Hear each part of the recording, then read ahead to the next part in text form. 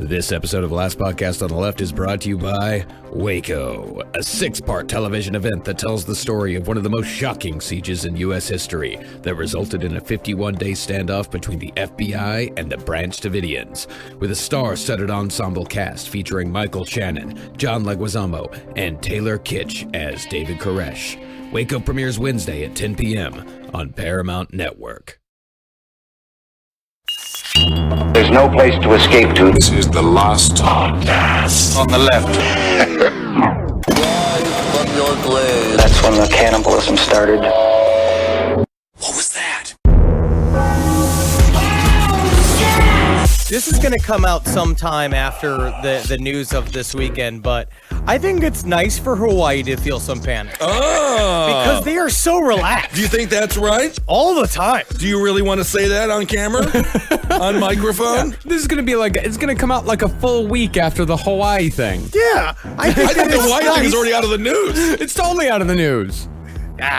Welcome to the show, everyone. I am Ben Kissel, and this is the Last Podcast on the Left. But you already heard an intro, so you know that already. But per my contract, I will remind you, this is the Last Podcast on the Left. And who am I? You are Marcus Parks. And who are you? I am Ben Kissel. And who's out already there in stated, Atlanta? And that is Atlanta's Henry Zabrowski. It's cold in here. It is very cold inside of this apartment. But honestly, wouldn't it be nice? You have 30 minutes. You think you're about to get blown up by a fucking nuclear bomb. Sure. You could say whatever you want. Yeah. And then technically you'll have to deal with it a half an hour later. Is that what you're concerned with? It's like the nuclear missile comes and all you're concerned about is getting out of free speech jail? Yeah.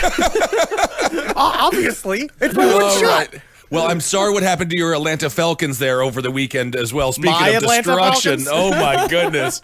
All right. Well, speaking of free speech, some guy took full advantage of it and it led to the death of a lot of people. Jim Jones, Jonestown, Part 2. This is intense. So when we last left Jim Jones, he had just founded People's Temple, giving a name to an organization whose membership would fluctuate from dozens to thousands over its 23-year existence.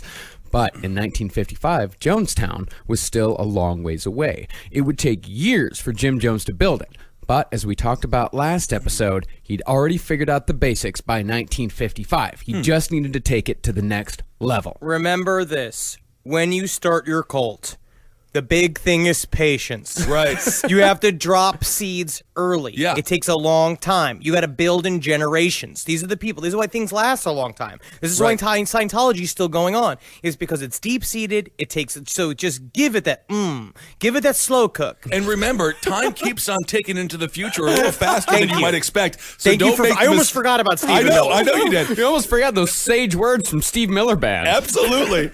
But don't make your doomsday date too early. That's what Shinrikyo made the mistake of. 92 was right around the corner. Yeah. They should have pushed that to like 2025. Push it into the future. Build it up and say, That's there's right. going to be a lot of shit. Well, that was actually one of the genius things of Jim Jones is he never actually put a doomsday date on his own cult. He put doomsday dates around him, but he never put one on the cult itself. With him, as we'll see, if you follow Jim Jones, you avoid the doomsday date. Oh. Now, one thing that's important to know is that a large part of the People's Temple membership always was and always would be elderly women. He's rolling in it. At some point, do you think Jim Jones looked out at the crowd and was just like, I've done it? Finally.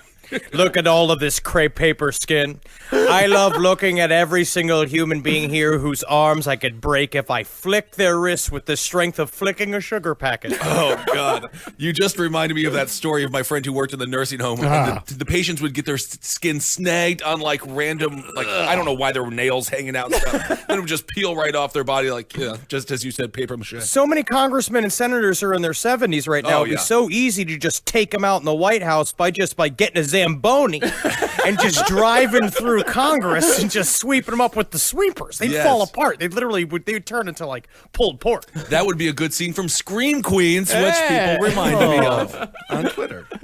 Well, all of this all owed to the way that Jim Jones was able to ingratiate himself with old people. And so, one of the People's Temple's first altruistic projects was taking elderly congregants into the personal home of Jim and Marceline. And eventually, that endeavor grew to several nursing home facilities, incorporation size.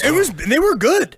They were good nursing homes. They worked really hard at making them super high quality. Yeah, they were quality nursing homes. And It's this like worked. what nursing homes is to Jim Jones is what Magic Johnson was to car washes. That's what I wanted to say. He franchised. Also, a very convenient aspect of the nursing home angle is that what he would do with these old people is that he would get them to give them the leases to their homes, and then he would take their homes and absorb all their assets. So it's a really fast way to get money. Is it just to adopt an old woman, especially like 95 to 97? Right. She's not going to be around for that long. She's not even going to know you're not wiping her ass anymore. You leave her up in the closet until she's gone, and then you get all her stuff. Oh, that's not good. Did you learn nothing from Billy Madison? That's Ben Stiller's approach. Happy Gilmore. I'm sorry. Not Billy my Madison. Goodness. Well, that's one of the ways that this whole nursing home thing worked for Jim Jones. The other ways is that they took care of the elderly, and so they gained the community's trust. And 3, it gave members of the People's Temple jobs. Together, these 3 things, the money, the jobs, and the community care, would be integral to the development of People's Temple, both in Indianapolis and beyond. Jim also founded a soup kitchen type cafe called the Free Restaurant, which served about 2,800 people every week. Wow. He organized clothing drives, and he put together youth programs that kept kids off the streets. He was doing good work, and it was a lot of hard work. And he realizes, and so that's where these games start playing out, right? Where it's in the end, again, this looks totally kosher. This looks great. Right. So like he's trying to help humankind, and he is helping humankind. And a lot of it is genuine. But the problem is it's so small. It's just a small amount of people he's reaching, and this is still just shitty indie. You know what I mean? He needs to figure out. I don't think that's the official slogan of Indianapolis. Not for me. We had a great time in Indianapolis. We loved the city. I loved Indianapolis. We went to CrimeCon there. It was wonderful. It was actually surprisingly beautiful. It was a beautiful town. But, as positive as all this was, as Henry said, this was all small fries. Jim actually wanted political influence. Right. And the person to help him there was Marceline. So you're telling me the way to get political power in this country is not embracing older African-American women? That's not the road to the White House in this It doesn't country? seem like it. Yeah, serving free soup doesn't get you there, except for Bernie Sanders, who just ate a lot of free soup. Oh, yeah, a lot of it. And it is now, by the way. Look at Alabama. We won't go into it. See, at first, Jim Jones didn't necessarily have a talent for civics.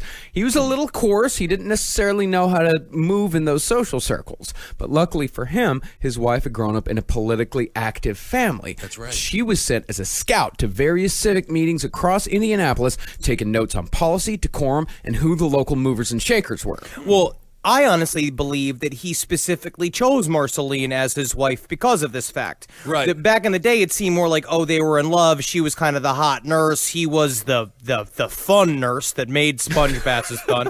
And it was like, but he saw those qualities, I think, and knew that she came from a civic background. And as all these things kind of came together, he was like, yes, your purpose has been revealed to me. Mm-hmm. And she just fit right in because she was, I think she was excited to be a part of the entire movement. She liked all of the volunteering. She loved the nursing home. She personally was in charge of a lot of this. Like June and Johnny Cash. June the establishment, Johnny the rebel. But who did the audience relate to? Mr. Cash. So after Marceline went to all these meetings, she'd report back to Jones. And then when Jim Jones himself showed up to the next meeting days or weeks later, he knew what to say, how to say it, and who to say it to, instantly giving him credibility. But politics wasn't the only place where Jim Jones had his attention in the mid to late 50s. That's when he discovered Father Divine, a.k.a. The Messenger, a.k.a. Reverend Major Jealous Divine. Is he a WWE manager? He does. Because you have to name yourself Jealous Divine. You have to be very, very confident. Well, I love it. Yeah, I mean, his logic for calling himself jealous was, I am a jealous God. Oh. And so he said that God's name is jealous. And so God's name, if God's name is jealous, then my name is jealous. You call me Reverend Major Jealous Divine. Why do I have a feeling this guy has an assistant solely to rub butter on his feet? I feel like this is Someone come rub butter on my feet. You know I call them loaves for a reason. So hard at how I punish these big, cracked feet by jamming them into these shoes. How does this get me closer to God again, Mr. Jealous? Rub the feet and you'll see, my friend. Jim Jones pretty much stole Father Divine's entire act and repackaged it, sort of like what Elvis did with black R&B stars. With what a lot of white people did with a lot of black people's stuff. That is true. And what Orion did to Elvis. Remember Orion? Very famous. Orion was great, but Orion, it was different. It was different. Yes, it was different. I really think it's true. Where Jim Jones sort of was. I mean, Jim Jones obviously is the garage rock of cult leaders. He has taken all of these things. I Is would that a say bad that thing or a good thing? It's a good thing. For cult leaders, so it's a bad thing for the rest of us. But he was a guy that he invented a lot of the stuff that we're going to see became the trope of the cult leader. But what we're actually going to see is that most of those turns, the classic cult leader turns, he stole from Father Divine. It's like Father Divine was doing this since the 20s, and he figured out a long time ago how to manipulate a group of people into doing things that they didn't want to do. He's taking it to the next level, though, perhaps. Oh, yeah. Jim Jones is the Elvis of cult leaders. This guy took it worldwide. Everyone knows who Jim Jones is. Yeah. Just like everyone knows who Elvis is. I heard that. Very good, Marcus. I heard that. So yeah, since 1919, Father Divine, he'd run the kind of figurehead-centric, black and white integrated kind of cult that Jim Jones was aspiring to. Divine, he ran a tight ship on his compound. He had successfully convinced his followers that he was God on earth, and he had his pick of female followers. Nice. Divine had such a hold on his congregation that when his wife, Penaniah, called... Wait, what was that? Penaniah. Penaniah? Penaniah is a cool Sounds like name. you got to go to the doctor. Very that is funny, a diagnosis. Very, not very a name. funny. I've never heard that name before. I think it's Penaniah. It's either Penaniah? It's either Penaniah or Penania. Okay. Or would it's imagine- Peninia. It could be It's not Peninia. Penania. I have no idea. But they called her Mother Divine. And when she died in 1942, Father Divine replaced her with a 21-year-old Canadian named Edna Richings, saying that his wife had jumped bodies from an elderly black woman to a supple young white one. And nobody said anything. You have to be pretty good at talking to do that. Especially not the movie talking to that Edna girl who's just like, so I'm who now? You're my wife. Well, it's like the spirit jumped into you and now you're my wife. You know what I'm saying? No, I don't, but I'm just happy to be someplace that's not backwards ass Canada. Oh my! It's like the movie Little Nicky. Jumping bodies. Well, she was his personal secretary. Oh, okay. And so I think that they possibly had a relationship going on before Mother Divine died. And then when Mother Divine died, that's when she jumped bodies over to this other girl, Edna. And Edna got the name of Sweet Angel Divine. Cool. I'm just going to say, I hope that Travis understands that one day when Marcus leans over, after maybe some time in the past, and you're like, you know, Travis, I had a dream last night that Carolina jumped into you. I don't really understand the sleeping with your secretary. Yes. Travis, of course, a longtime producer here at the Last Podcast Network. No, this whole path to success for Father Divine, it was not particularly smooth, nor was it easy. But Father Divine was living proof that a man could gain and keep followers, and it could all be done relatively peacefully. Okay. And Jones, he saw something to aspire to, and he learned everything he could from Father Divine, who, like most cult leaders, enjoyed having his ego stroked. So he was all, because Jim Jones came in, he had been running a successful integrated church in Indianapolis. He was a young dude, and he came into Father Divine's compound. Father Divine saw somebody that he could brag to, essentially. But also remember this. When he was doing the beginnings of this church, it was very socialist and it was very, very personal. He dealt with his congregation very closely, Jim Jones, and he dressed like shit. Like, he dressed like hand-me-down clothes. His furniture was filled with, his house was filled with rundown furniture everywhere. He walked the walk. And that's what he's basically saying, is that, like, we shirk all luxuries. Right. We live a life of service and chastity and a lack of money and all this stuff. But then he walks into Father Divine's mansion, where he's got full-on harem of women with their nipples visible, like full, like crazy. You might be adding a little bit here. nipples. No, this is just true. maroon. Well, I don't know about the discs nipples, but everywhere. You don't know about he could infer that there were nipples out. Okay. Nipples. And then you walk in the house, nice furniture. He's got like a chaise lounge. Like, he's got a full couch that's just for lying because you ate too much organ meat. And then, but this is true. Father Divine dressed in beautiful clothes, beautiful suits, and obviously Jim Jones walked in there and was like, "Oh man, I've really been fucking this up." Well, that's what I was thinking too. You know, with that, we talk about ego, retirement homes, old folks homes, and soup kitchens. He's not like living the high life at all. No, not at all. Like he is living the true socialist ideal. Like he's walking the walk, like Henry said. But I think one of the most important things that Jim Jones learned from Father Divine was the skill of improvisation. Because the first thing that he sat down there and they said, zip. He's like, first thing I'm going to do is going to be zip. You say zap, I say zap. I do what now? It's called zip, zap, zap. We're going to take this. We're going to play the ball. We're going to form a ball of energy. I'm going to toss it to you, and you're going to pretend to catch it. But there's not going to be a real ball. No. It's improv. We're going to do a thing called Big Booty. We're all going to sing a song wherever it goes, big booty, big booty, big booty. A big booty. And then we all give each other numbers. This sounds stupid. Yeah, it's improv. Yeah. Yep, that's the thing with improv. Everything is imaginary, including the money in your bank account. It's not a way to make a living. It is not. It is a tool to use. So as I said, Father Divine's wife, Penaniah, had died of cancer back in the 40s. This was despite Divine's promises to both her and his congregation that he was going to heal her of the cancer and everything was going to be fine. And this failure put into question whether or not Divine had any powers at all. Yeah. But when he found Edna, renamed her Sweet Angel Divine, he was able to say that Penaniah had just taken another form. So in essence, he had cured her because she wasn't really dead. All right. Excuse me, Mr. Father Divine.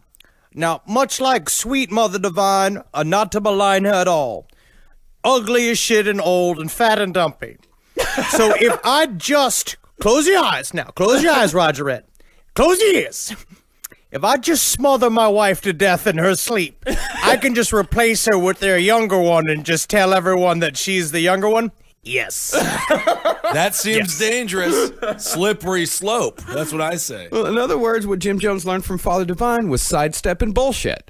And in these cults, people kind of have to just go with it. And I think that was also an Elvis song. Sidestepping bullshit? Pretty sure. Sounds more like a Wailing Jennings song. Yeah, that's true.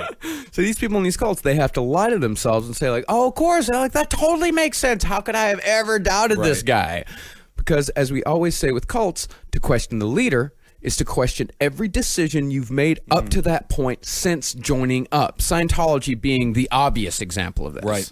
Yeah, I mean, after Scientology specifically, because you put in $75,000, $100,000. So yeah, it's a horrible decision. It's always about money, and Jim Jones has already set what we're talking about, like even just joking around, is that he did plant the seed at the very beginning of doing the money's not important. Money's not important. Just give me your money.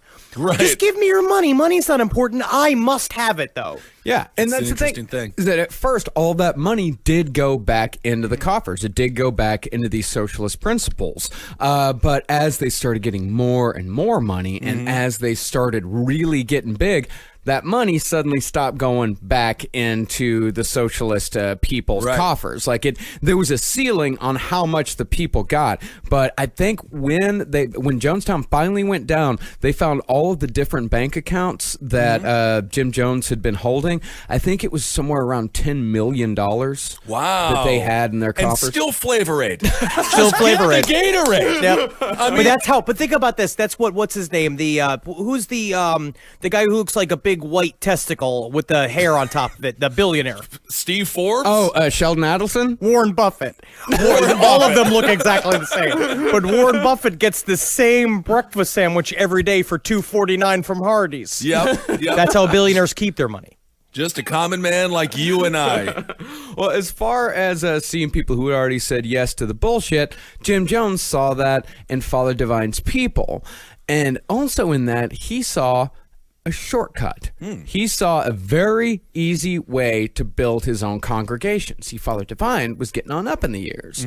So Jim's plan was to wait until Father Divine died, and when he did, he'd first convince Sweet Angel Divine that just like her, Father Divine had jumped bodies. Brilliant. But this time he jumped to Jim Jones. Look at that. That's Why easy. wouldn't you want to be instead of a stinky, creepy guy who runs soup kitchens? And he was going to do that, but unfortunately, he met the same fate as Jim Carrey did in Liar Liar, where What was that? cursed. Wasn't he cursed, or did he flip a coin? How did he get that cursed? His son made a wish. birthday wish. That's what happened. That's what happens when your father isn't there. If you make a wish on a birthday candle, it comes true, but in reality, it doesn't. No, not once. No. Well, yeah, but that's the thing is that if Jim Jones got Sweet Angel on his side, then People's Temple would absorb the divine-run International Peace Mission movement and their Rolls off the tongue. international peace. See, that's the problem, man. That's why we know People's Temple, but we don't know the International Peace Mission movement. You can't even say you trip over it every time. We have bran muffins or bran muffins. Do you want a bran muffin or we have a bran muffin? It's magical thinking that also works with advertising. It's about a thing that just punches. Absolutely. Yeah, but that opportunity would not come for a few years yet. Follow Divine still had a little life yet, and Jim was nowhere near ready to take something like that on. He hadn't proved himself yet. He was still building his team. Now, what's telling about the followers of Jim Jones is that a lot of the people that ended up being his most loyal, the ones who essentially served the Flavor Aid, had joined up in those early Indianapolis years. These were the people that saw Jim Jones at his best before the dark times, and I think even up till the end, they were still expecting that person who started soup kitchens in Indianapolis to come back. You know what it was? I mean, in my estimation, that we'll get into later when we obviously cover Guyana, but when they talk about the congregation of People's Temple, they were a fun group of lively, sweet people. And I think a lot of what kept these people in the fold was the crowd that Jim Jones had built. Like, and it's weird how far you can go for a congregation, like really belonging to your group of people. That's like one thing that us kind of people like me as a Satanist, like, you know, Satanists don't hang out. You know what I mean? It's like, it's not like a fun time to hang out. And a desire for community. Yeah. Satanist soul just, Crushing loneliness is what you're describing. yes, basically. Satanists all just sit around and correct each other on their grammar and talk about how mad they are about statues. And it is very, very difficult. I can see why you'd want to stay in. Yeah, sure. But it's also like being in a bad relationship where it's like, I knew him when he was good. Exactly. Yeah, no. I mean, a cult can. We've talked about this, and we talked about this in pretty much every cult we've talked about. Being in a cult is like being in an abusive relationship. Right. You know, and these people, you know, when you talk about like Henry talks about like the good times people, there's this fantastic resource on the internet. It's like the Jonestown Project, where it's run by an historian that's put together all of these different stories from all of these different former members of People's Temple. And I read a lot of these testimonials, and a lot of them will make these lists of like, these were the good times. Yeah, it's like being a New York Giants fan. You just think about the Super Bowls. You just think about beating the Patriots. Meanwhile, you're just like staring at a 3-win season. Yeah, and Eli Manning just happened to be sort of like he was sort of like a Rudy. He was like the Forrest Gump of football, where just good things just happened to him. Boom! Henry Zabrowski, hot football takes. Thank you. Takes. Thank you. I'm getting better. I think it was good. It's accurate. Is it accurate? Yes, because the guy is gumpy. Let's be honest. And every time he won anything, it was ass backwards and stupid. And it's just him going, some people's lucky. And Peyton just grinding his teeth every night. He just wakes up screaming, just being like, I was the best quarterback who ever lived. Well, perhaps the most fervent of all of those early followers was Patty Cartmel. Ooh. She was a woman looking for an apocalypse and found it in Jim Jones. A woman looking, that's a hell of a Tinder profile. A woman looking for an apocalypse. Yeah, and then but you spell it apocalypse. Oh. Well, what she would do is she would drag her family to revivals all around her area looking for that guy, that spiritual leader that was finally going to tell her what to do and was going to tell her how she could be saved. And then when she saw Jim Jones, that was it. All right. He was her guy. Such a strange thing to actively seek out, but I guess. Yeah. And this woman, she would be Jones's most devout follower. She would be unquestioning and obviously smitten with Jim Jones, even after Jim Jones later put her in charge of what he called his fuck schedule. Oh my god, what is that about? He said that she was too heavy for him to sleep with. She was a very large woman. He said that she was too heavy for him to sleep with, and he said, so instead of having sex with you, I'm going to give you even a better thing. You're going to be in charge of all the women I fuck. Well, how is that a better thing? She loved it. I gotta say, this guy had something going for him, the same as Guy Fieri. Watch Triple D, and when he interviews female cooks, they look at him. They look through his soul. They love Guy Fieri. It's the opposite. I feel like they're fine with No, it. they It's love more him. like, you know what surprised me was Guy's big project was him dealing with the new Food Network stars. He's very in control of what he does, and he gives very solid, constructive notes to those people. Yes, he does. Eat, Sleep, Barbecue. Pretty good show. While Jim was building his team, he also brought his mother along. She showed up and immediately got a job as a prison guard at the local women's prison. Wow. And over the years, she would talk to anyone who'd listen about the early days of Jimba. It's a perfect name now that, in hindsight. And she would die in Jonestown prior to the mass murder, still believing that her drug-addled, paranoia-fueled son had grown into a great man. Another good thing about the Road to Jonestown by Jeff Gwynne was the way they kind of explained how churches work. Like, the more learning about how congregations are made, where it's like, again, so we went from revivals or open mics to him having his own show at his own church. But then what you want to do is get that church affiliated to a bigger network of church, like joining a union, where essentially you want to be able to join a other network of churches that then you can say are also connected to your church so that you get more legitimacy and that you can become an official pastor. So that's what he did. He was on his way to being an official pastor, but he had to get a bachelor's degree. And the other thing is, they said, it's like your whole personal life is garbage. You need to figure out, you need a better image, because he was trying to join up to a higher network. And so he's like, fuck, I got to get my mom back into play. So he hadn't talked to his moms for years. And then she showed up and she's like, oh, you're a celebrity? Let me show up. She was like a Fanning. She was like a Dakota Fanning's mom. Is he trying to do what Ray Kroc did with McDonald's? I'm serious. Is he franchising? That doesn't the come cult? until later, but yeah, Okay. I mean that's eventually what he tries to do. You mean one of the best businessmen to ever exist, Ray Kroc? We're in the real estate business, not the burger business. What? That's that whole freaking stupid movie, by the way. I love that movie. I hate him so much. I rooted for him, but I Such a love the prick. movie. And he put the real McDonald's brothers out of business. He was the only smart person in that whole fucking. No, they were that just whole fucking honest network. people. They just figured out how to put ketchup on 5 burgers at once. Yeah. And then he just destroyed their lives for no reason. He did And what he didn't businessmen give do. them $1 million. You have to fucking shoot for the. What do you think Oprah has done? Who will soon be president? By the way, Hopra is what I'm calling her because she's the only hope So we brave. got. No, she So did. brave. Don't. We'll talk about it later. We are marching toward even further towards dystopia. Hopra. Dystopia, that's what I call it. Whatever you want to do. dystopia. As long as Oprah's involved. Well, as far as joining up with the bigger church went, eventually he did get there. He joined up. I think they were called the First Disciples of Christ. Eventually he did join up with them. But even more than just legitimizing him in the eyes of his congregants, it also got him that ever-elusive tax-exempt status. Boom, boom. That's the crazy thing. Henry, you mentioned getting a bachelor degree. How does that, like, do you think that God, if you are going to be the spokesperson for him, is like, you have to get your education first? Do you think that he cares about the college, university system? He's not going to take an AA because anybody can get an AA. Half the people you see at a 7-Eleven have an AA. You know what I mean? I guess.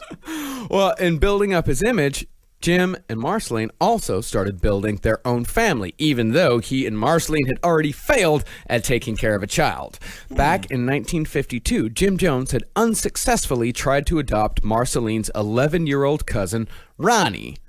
Ronnie had come from a broken home, but had always hoped to return one day. But Jim decided Ronnie now belonged to him, and that Jim could raise him better than anyone else could. So Jim started gaslighting the kid, telling him that his mother didn't love him anymore, he could never return home, they didn't want him there, so you need to stay with me. But the kid didn't buy it. He was smart enough to see through Jim Jones's bullshit. But when- Papa Jim, I just want to say, number one, love what you're doing, love the house, love being here, love the bed, love the food. But I'm not a free agent. I don't know if you don't know that kids aren't just like waiting to be like adopted. They can't just be like randomly ass adopted. I need to I got a mom. You know what I mean? I'm gonna go back. So the kid rejected him. Yeah, and, Wow. when Ronnie finally decided to leave, Jim took it as an ultimate betrayal, as he would anytime anyone tried to leave him over the years. He always took it personally, and he always got real fucking mean about it. I mean, later on in the later years in Jonestown, I mean, he'd put guns up to people's heads. Right. Yep. So the home stayed childless for another 6 years until the Joneses adopted their first child, 10-year-old Agnes. All right. Now, Agnes is an interesting character in this story, not because of what she did, but because of how absent she seems to be for most of it. See, because Agnes just never really fit into the whole Jones scene for some reason. And all throughout the story, all you get from Agnes is pretty much, oh, and also Agnes was there. And she was at Jonestown during the tragedy. That's one of the saddest things about it, is that even though she was never truly a part of it, her and her brother Lou were the only 2 of the 5 Jones children to die at Jonestown. She was a real Jan Brady. And unfortunately, I believe also Jan Brady committed suicide. I think that there's a later on Brady Bunch service where Jan Brady committed suicide, which is pretty dark. Yeah, well, it's tough to combine families like that.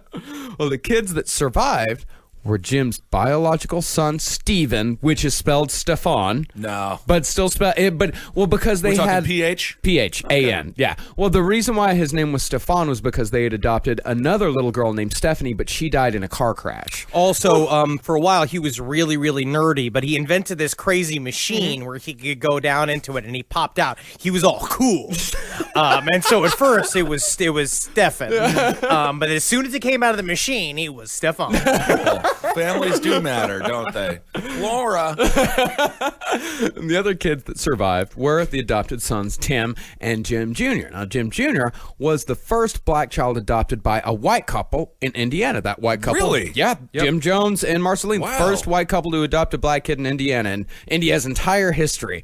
And along with the Korean Lou and the Native American Agnes, Jim Jr. was the last addition to what the Joneses called their rainbow family. Honestly, it's like the United Nations. I love technically, this it wasn't in really a rainbow family. It was mostly a lot of beiges and browns. It looked more like a Kardashian's closet because beiges and browns are really on trend right now.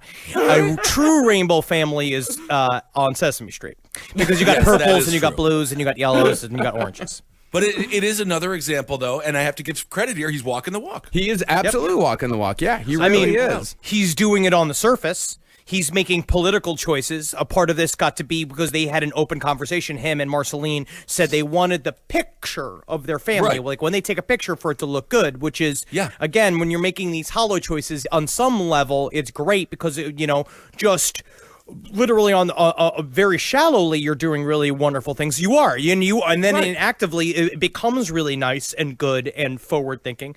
But in the end, he's only doing it for the picture. But he's still doing it, and also that picture matters. Look what happened when Mike Huckabee and his family was photographed together. That derailed everything. Well, that was their own fault for wearing the matching shirts. They also need to wear fitted better pants. Cover the gunt. You don't want to show your whole fucking fupa. I don't need my fucking a leader of the free world to have a 25-pound fupa. This isn't 1920s anymore.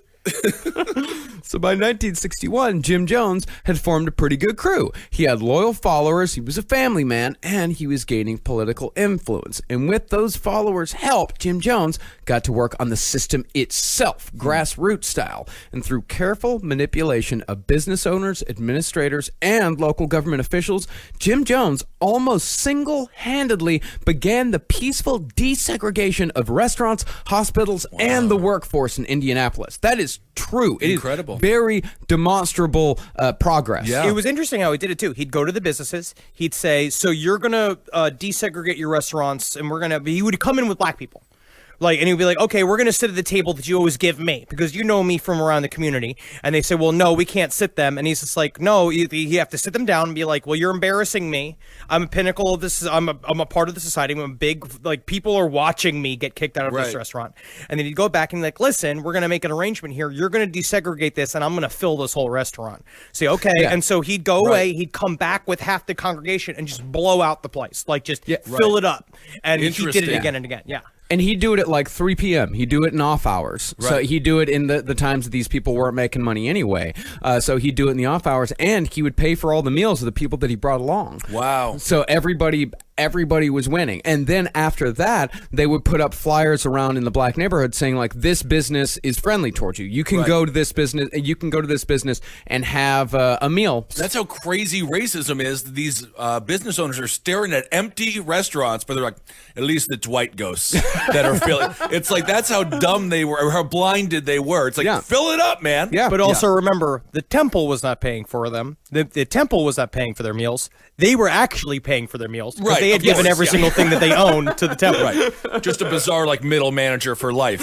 Yeah. But that's the thing, though, is that it wasn't like Jim Jones was just doing all this out of the goodness of his heart. It was that in part, but none of this came without a price. In exchange for all that he did for his congregation, Jim Jones demanded their unwavering loyalty. And this wasn't just loyalty to him. It was loyalty to socialism as well. If a member was acting in a manner that was selfish or materialistic, then they were to be reported directly to Jim Jones himself. And by selfish and materialistic, they mean like going to see a movie or buying a new shirt. I see. So really kind of isolating them now. Very much so. Now, back in those days, the punishment was pretty tame. They'd pretty much just be stood up in front of everyone and yelled at a lot. That's a lot, though. It sucks, but it is nothing compared to the rubber hoses and boxing matches that came later. Kind of fun. Yeah. Sounds kind of fun. Boxing In a matches, way, it does sound fun, but Isn't most of his congregation elderly yeah, women? it would be kind of fun. Put them in a boxing ring? Think about this. You get a couple of 80-year-old women. You tape a couple of what's it? The stove gloves, some Sure, oven mitts. some oven mitts. You duct tape them to her hands, and they gotta slap each other until the first one falls. First fall win. That's a show. I would like that. Honestly, the fact that you just said it and suggested it to the world, I believe it probably is a show right now on TLC right after my 600-pound life. Well, it wasn't mostly elderly women. It was just Slapping grannies. it was a large part of it was elderly women, yes, but there were a ton of people in it that were, just regular folks. Sure. Fighting elderly women. I like it, yeah.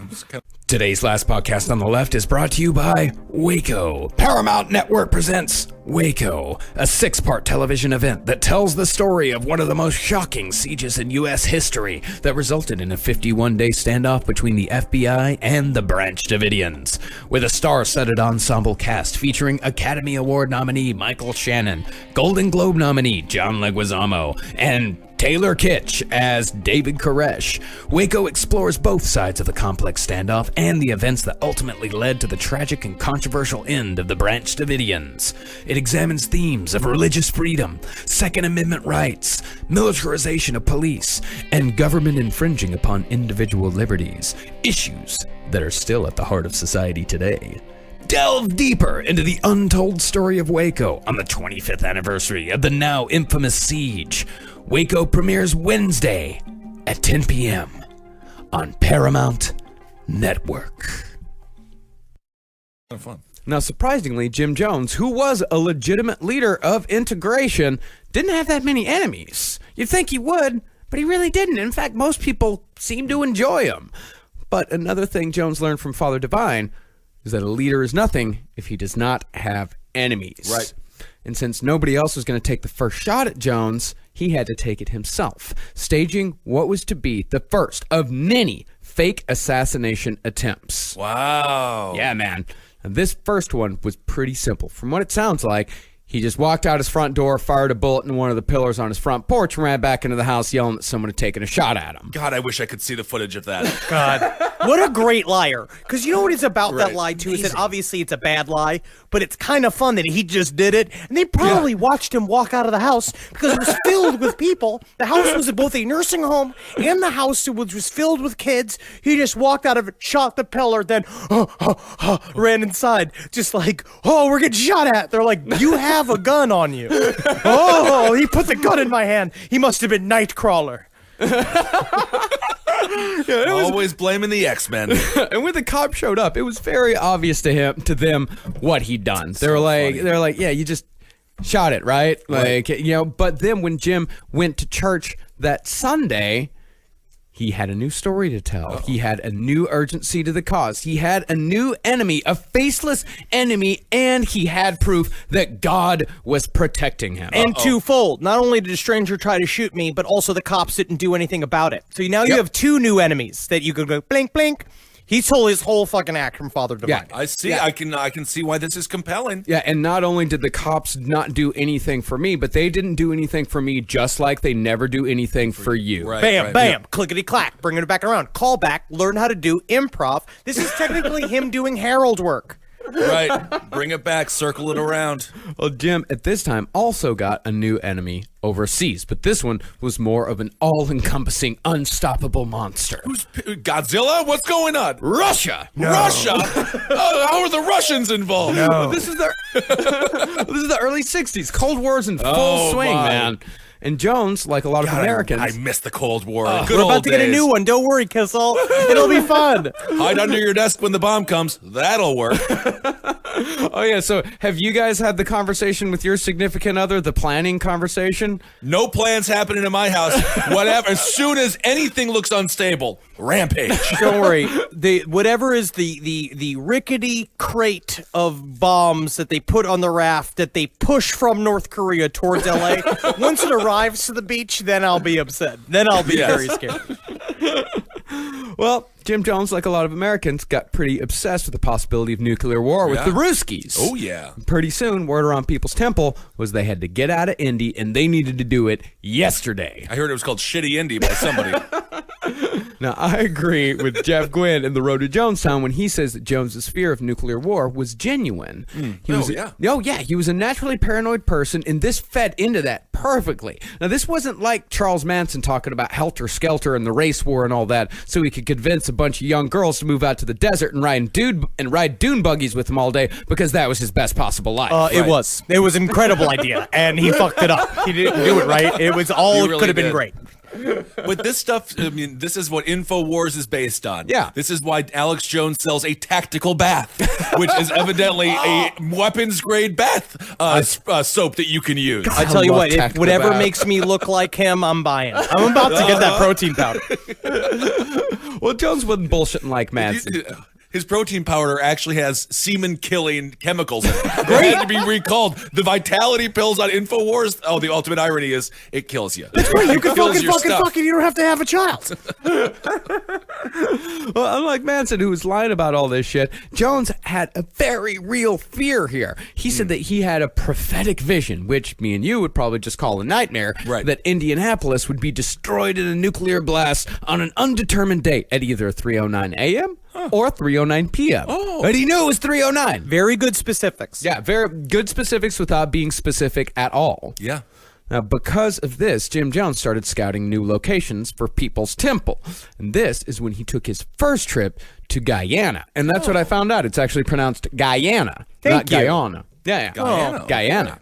The reason why he went to Guyana was because Guyana was going to be a socialist country. It was right down in South America, but the thing is that it was still new, it was unstable, so Jones decided that the time wasn't quite right for that. But he kept it in his thoughts. Okay. So Jim Jones was going to Guyana as far back as 1961. Scouting it out. Scouting it out. Live your dreams. Yeah, and Jim Jones was coming up empty with ideas, but luckily, he was an Esquire reader. Ooh, Esquire. And in 1962, they published an article that named 9 locations in the world that would most likely escape destruction or fallout in the event of a nuclear war. And even back in 1962, they still had Gerard Butler on the cover of Esquire magazine. He is the only Constantly. person allowed on the cover of that magazine. Strange article. How to kill your followers. Esquire. Now, even though Eureka, California, which was on the list, was just a hop, skip, and a jump away, relatively speaking, Jim decided that he'd want to take his chances down in Brazil. Oh. And so he left the church in the care of his associate pastors and took his family to Belo Horizonte. It does sound like this. I'm not really sure. Every time I listen to like Portuguese stuff, it sounds so fun and fancy. Just like, hello, welcome to Brazil. But it's because it's a different thing than just normal Spanish. And I don't get it. Portuguese. It's like a totally alien Spanish. It's Portuguese. It's a totally different language. I know, but German, it's just like German Spanish. is the weirdest sounding Russian. You know, I've always said that. I know enough Spanish to like I could read it and recognize it. I could hear some and understand it. But then with Portuguese, it's like, I don't understand any of this. It's like it's like a Burger King menu in Brazil. Where you go down there and be like, I know what these sandwiches look like, but none of them are spelled with this many U's and Z's at home. Yeah, I was on House Hunters International. It was Brazil. I'm intimidated. Yeah. I can't go. Everyone is so beautiful. Yeah. The beach. You gotta have a beach bod. We do not belong in Rio. We I are can not go, built for but Rio. I can handle Brazil because I got a big butt. Yes, you have a big butt. But they would use you for it. Texas-sized stomach. If you're very My stomach's flat. no, it's getting there. It's getting there. All right. It would just be Kissel walking around because technically you have to wear a full white linen suit and a white fedora, and you'd be walking around pointing at other elderly, seemingly foreign men, some Central European men that would tip their hat to you, and you tip their hat back and be like, "Secret safe." Your secret safe with me. I won't tell Oh, anybody I see. You're making a Nazi joke. Guten Morgen, meine Freunde. I get it. Took me a second, but I just figured, it's another one of those. Well, Jones figured that with as many poor people as Brazil had, he could pull off the same trick he'd done in Indianapolis. But when he got there, he found that the missionary business in Brazil had a bit of a glut. Yeah, that's like me. Like I'm starting to I did some cardio work on a trampoline, and then all of a sudden I'm like, I think I'm ready from top of the ceiling aerials. Like when you go down to Brazil, the poor community of Brazils are not the same as Indianapolis. Right. No, I would assume absolutely much more economic in need. Well, there's a lot more economic in need, but there's also so many fucking missionaries. It's like trying to move to LA to be an actor, but not knowing anybody in LA and also not being able to speak English. That's right. That's why I say if you're an actor, stay in Green Bay, Wisconsin. Stay there. Big fish, small pond. You could be the Music Man every year when they do the Music Man every single year.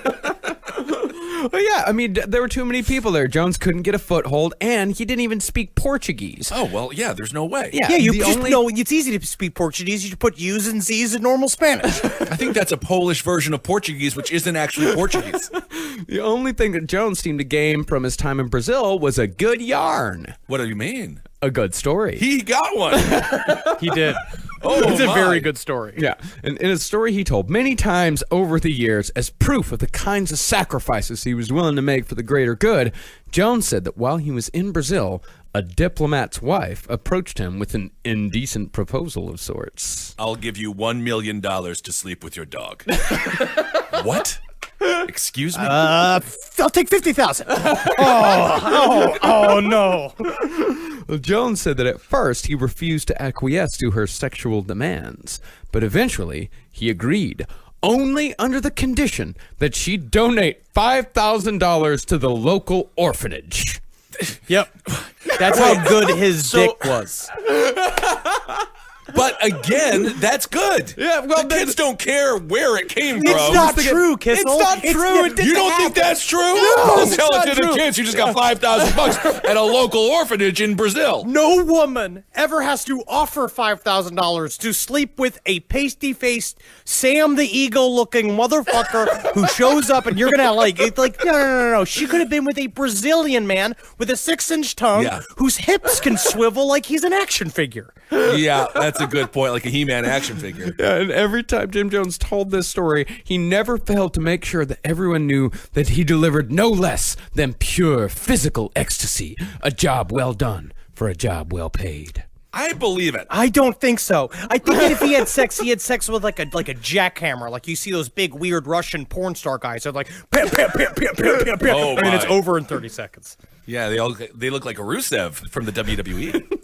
Well, the point of this story was that sometimes you have to bend your morals for the greater good. And not only was it okay, but it was almost more impressive if you got your hands dirty, because in sacrificing your morals, you were sacrificing yourself, which is a very convenient idea to plant in the mind of your cult. Also, the idea the individual does not matter in their society. The individual doesn't matter. What one person doesn't matter. But I think this story basically come out of the fact is that he went to Brazil and he came up cock up. Like he showed up to Brazil and then he was like, oh shit. I fucked up. He Right. spent 2 years there. Okay, And- but he still has a wife here at this point, right? They're in the whole family is Right, in they're all Brazil. there. Yeah. They went from Belo Horizonte, and then eventually they went up to Rio for a little while, and they had no luck there either. So yeah, they'd been there for 2 years. And back in Indy, People's Temple was falling apart because it wasn't really the message that brought people there and kept people there. It was Jim Jones. Right. And without that charisma, there was nothing to hold the church together. Infighting split the whole thing up. Associate pastors took congregants elsewhere. And when Jones returned to Indianapolis, People's Temple membership was a fraction of what it once had been. And furthermore, desegregation in the city had continued along just fine without him. And a lot of people had taken up where he'd left off in the community outreach area. In other words, when Jim Jones came back to Indianapolis, he was out. And this drove him fucking nuts. Yeah. There's a part of me, like, I honestly almost understand because he did a lot of fucking hard work. And when he showed up and the city was getting desegregated, he was trying to get back on the Human Rights Commission, which was he was doing for a while in the city. And when he showed back up, they're like, oh, we don't need you. They just took all his work and jumped with it. So he was left with nothing. And this is, to me, we've talked about this. We'll talk about this too. I really do think this was like a turning point for him when he came back. I absolutely agree that this was the turning point. I mean, this is because the one thing that we know about Jim Jones, the one thing that we'll definitely learn a lot more later on, is that he could not accept failure. Right. And he could never admit that he was wrong. And in fact, you could possibly say that's why Jonestown ended the way it did, because he could not accept that he had failed. Right. Well, also the feelings that came up. I think that a lot of times as people, like you probably understand this, where it's like, you know, when something happens and you don't understand why you have a certain reaction. It was when for some reason I involuntarily cried to the song Baker Street. There's a song that song Baker Street. That one? I cry at that song all the time, and obviously there's something in there that I don't know why. I don't know why. I So know when it. Jim Jones showed up and the temple had fallen apart, his rage spoke to him because he showed up and realized, oh fuck, I can't stand watching anybody else share in the leadership or in the credit of this association. Like, I did so much work with my fucking blood, sweat, and tears. Also, saying that I'm wrong. Also, the fact that I'm not in control. Seeing somebody else at the pulpit made him a fucking crazy person. I understand. Yeah, makes sense. He built it. Yeah, he absolutely built it. And as far as admitting he was wrong, you know, like, the only reason why he was able to come back from Brazil to the United States was because JFK got shot in the fucking head. He used that as an excuse. He said, all right, things are going real bad back in the United States. I need to get back. I need to be with my congregation. Right. If he wouldn't have had that excuse, he might have languished in Brazil until People's Temple just disintegrated because he was not about to just come back with his tail between his legs and say, hey guys, I'm sorry, I failed. Because in order for Jim Jones to work as Jim Jones, he had to be infallible. And that's why the speech that he gave, or the sermon he gave after the JFK assassination, was entitled Big If True. And he went in and he really broke it all down. I think Ted Cruz's father was named. Yeah, I mean, Jim Jones here, he failed on a lot of different levels. He failed to build a community in Brazil. He failed to keep his congregation together back home. And he failed to keep his place as a civic leader. And so from that Right. point on, he controlled everything. And he'd always been a control freak, but now he truly had a say in every decision, no matter how small. And all this was fueled by his paranoia because, you know, control and paranoia go hand in hand. A lot of times, I know one of the reasons why I could be a control freak sometimes is because I'm a very paranoid person. I get Wow. where he's coming from. We're really get it. learning a lot about you guys today.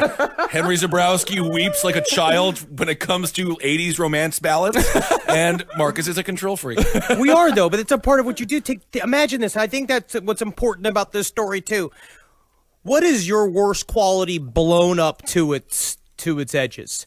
That's what a cult leader kind of embodies. Where like Jim Jones' need Right. for control, his psychopathic need for control, is what's going to change everything. It's going to change Right. the world. Yeah.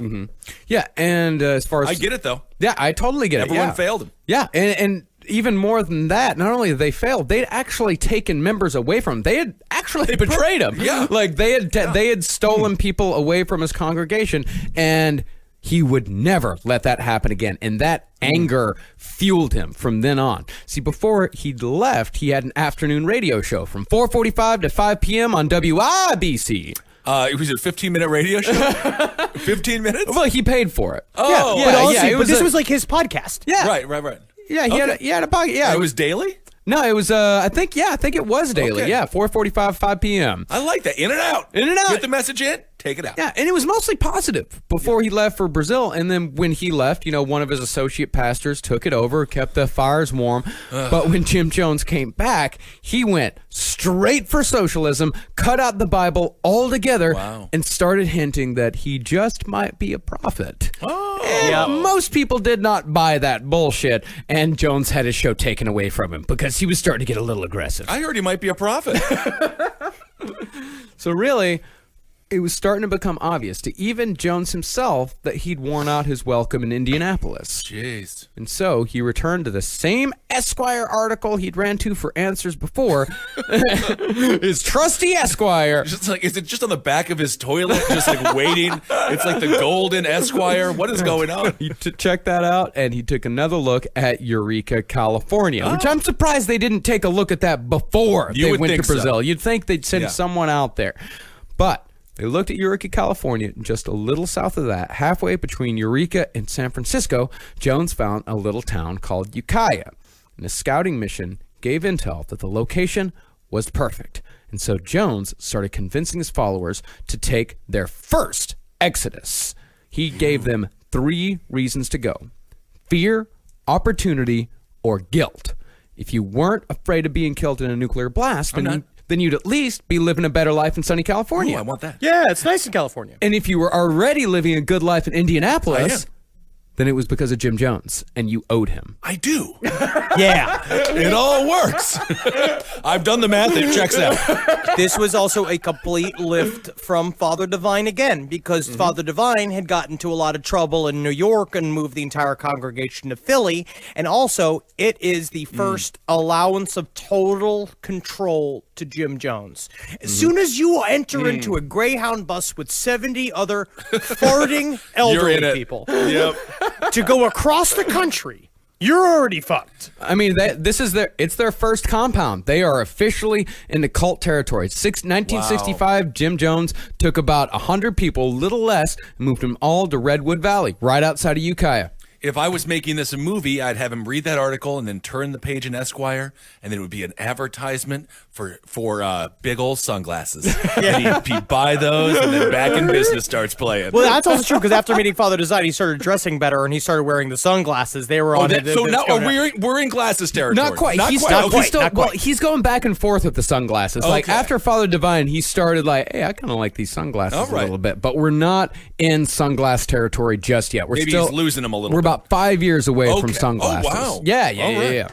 Well, the thing was about Ukiah is there wasn't really much for Jim Jones to actually do. See, with Indianapolis, he had a population in need, and for that matter, he had a population. Right. Ukiah had only about 15,000 people, and most of those people were white and wanted nothing to do with People's Temple, who at this time were mostly black. Well, it is very isolationist. Where they moved out was in the middle of the redwood forest. They Oh, went out okay. there and it's gorgeous. It's really Yeah, nice, it but sounds it's like it. fucking isolated. And these are also people. These are pro-Vietnam War people. This is a very deep Trump country in Northern California that they just roll in with these buses filled with black people, and they're like, "Whoa." Yeah, and these are also like black people that are looking for equal shake in the country, and all these people in Ukiah were all looking at them like and thinking like, oh well, black people who complain, they're just not grateful for what they got. Right, You know, right. and so they were not welcome in It's a Ukiah big Valley state, at all. California. It's not all L.A. Yeah, and Jones, he got a few more people to come along from Indianapolis by actually setting a date for nuclear destruction, July of 1967,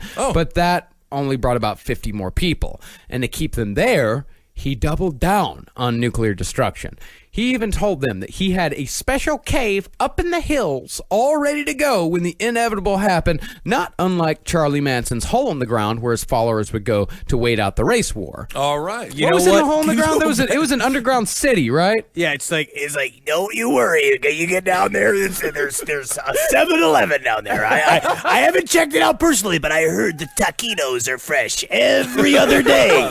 Ooh, roller taquitos. Caves have a big hold on the human mind. There's something it's about primal. It's in our DNA. It's been used forever. The idea of we'll go hide in a cave, and it sounds kind of fun because in my mind I imagine Looney Tunes. I imagine cuddly bears in a cave. I imagine the Herculoids. What are those? But you know what the reality of a cave is? It's slimy. Oh, yeah. It's not great. It's not dry in a cave. No, It's wet. yes, bugs eating dung. I hate it. But you know who didn't have a cave? Who? Indianapolis. They didn't? No caves in Indianapolis. Oh, man. You have to have a cave installed. Maybe there's an adult entertainment club called the Indianapolis Cave. Ugh. Do not go. But even though the people who came with Jones had devotion, the one thing they didn't have was money. You know, sure, they gave everything they had, and a lot of them sold their houses and gave all the money they made to people simply when they moved, naturally, but that wasn't enough. So Jim Jones shifted his recruiting pool from black and poor to rich and white. After all, What a shift. Really 180'd that one. and knew how to do it. Because after all, man has a compound to pay for now. Absolutely. So Jones started recruiting those people who had become disillusioned with society, educated people who wanted something more fair and just. Sure. These were people who didn't really have problems, but they recognized that others did, and they wanted to help. Because none of these people were idiots. You know, the black members needed help and they got it, and the white members wanted to help and they gave it. Right. And in the process, they became a truly integrated community, and for a time, they were happy. Oh, that's good. Well, because Yeah. again, when they showed up, these were the fun times. Like the beginning, they kind of talk about this. Like people afterwards, members of the cult were saying like this was probably the happiest they were because it was this like it was really hand to mouth. Like they didn't have a lot to eat, and they were not the most physically comfortable, but everyone was kind of having a good time. Like they sang in a bus together across the fucking country. You have to really like a bunch of people. When we sit in a airplane going across the country, we sit silently in the seats, like and If just staring at our anyone phones. You can look at people and be like, I think he's thinking about talking. And if he fucking opens his mouth on this damn plane, I will freak out. Yeah, that's true. Yeah, and it was also very small at this time. Like, this is before the scene got big. Oh, I see. Yeah, this is when it was cool. This is when it was cool. Today's last podcast on the left is brought to you by Blue Apron. For 8 weeks, ending on February 26th, Blue Apron is teaming with Whole30 to bring you delicious recipes. Our menu will feature 2 Whole30 approved recipes each week, like seared steaks and warm lemon salsa verde with roasted broccoli and sweet potato, and chicken and kale orange salad with spicy tahini dressing. Kickstart your new year with Blue Apron and Whole30.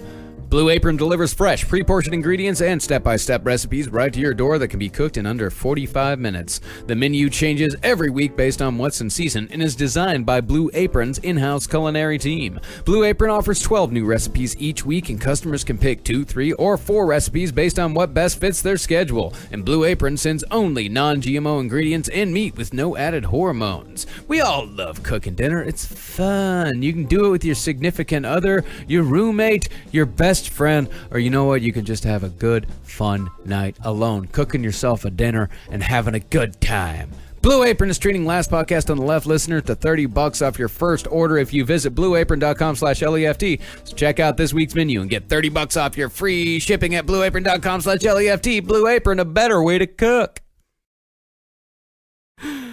Well, the thing is about these members is that everyone who came in was carefully screened. They didn't just let anybody in. Yeah. Extreme vetting, huh? Extreme vetting. But like what would happen is prospective members would be invited to a function and would be kindly interrogated without these people even really knowing what was happening. This one guy said that he was like, it's always, they get taken to a second location where he would meet up with one of these people at with People's Temple at like a service or something like that, and be like, hey, we're going to go to this sock hop that we're chaperoning. It's like a teenage, dance party. So why don't you come along with us? Just hang out. Like, oh, okay, cool. I'll go and hang out. And then they go and hang out there and they talk to him a little bit further. And then if they pass the test, If they gave Jim Jones the okay, then Jones would swoop in and scoop him up with a highly connective personal conversation. It's like how people talk about with like Bill Clinton. Like as Bill Clinton, they say he can talk to you in a room full of people and make you feel like y'all are the only two people on the face of the planet. Jim Jones was exactly like that. Also,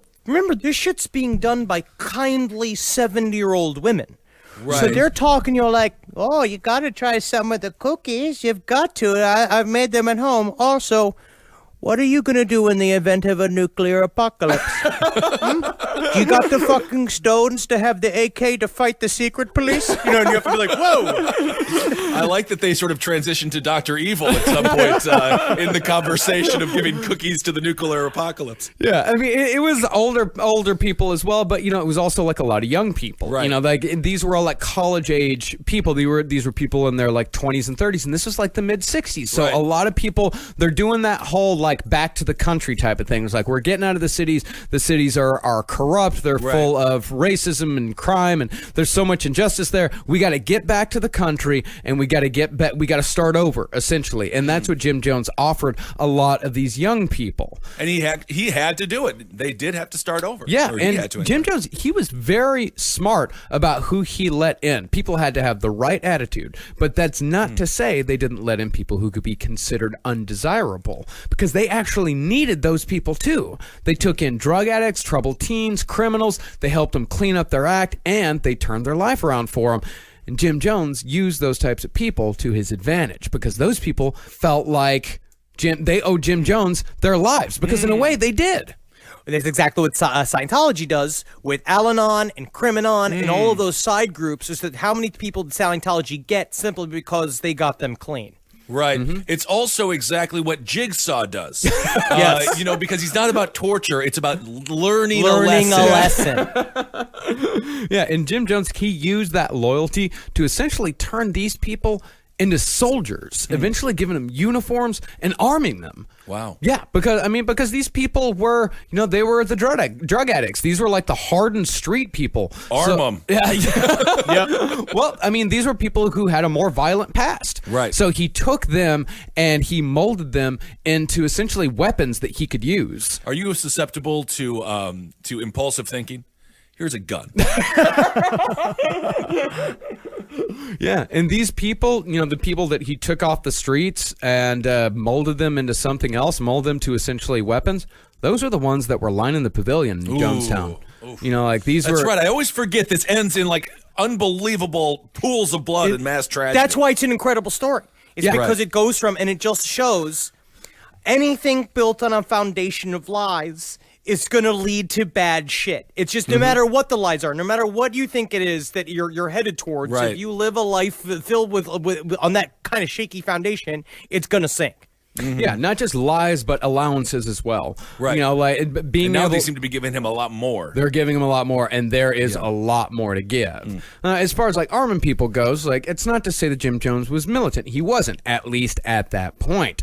Now, the closest they got to like militancy at this point is that in Redwood Valley, they trained a bunch of teenagers in like a little like fun militia thing, and the teenagers' job was when the bombs dropped, they had to get all the old people up to the cave. That's nice. Yeah. It's fun. It's the same thing with Om Shinrikyo. How much fun that must have been that we're doing the drills. Because at some point you're feeling it, and it's like the Goonies. It's like Stranger Things. These kids go out there with flashlights. They're in charge of the old people. If they don't fall in line, they were given a secret directive, just being like, you can hit them with the flashlight. Like if they struggle, you can start pop them a couple times. Well, the and they're kids like, didn't have guns, but they all had crossbows. Yeah. Yeah, it's awesome. It's fun. It's like the Doom Buggies.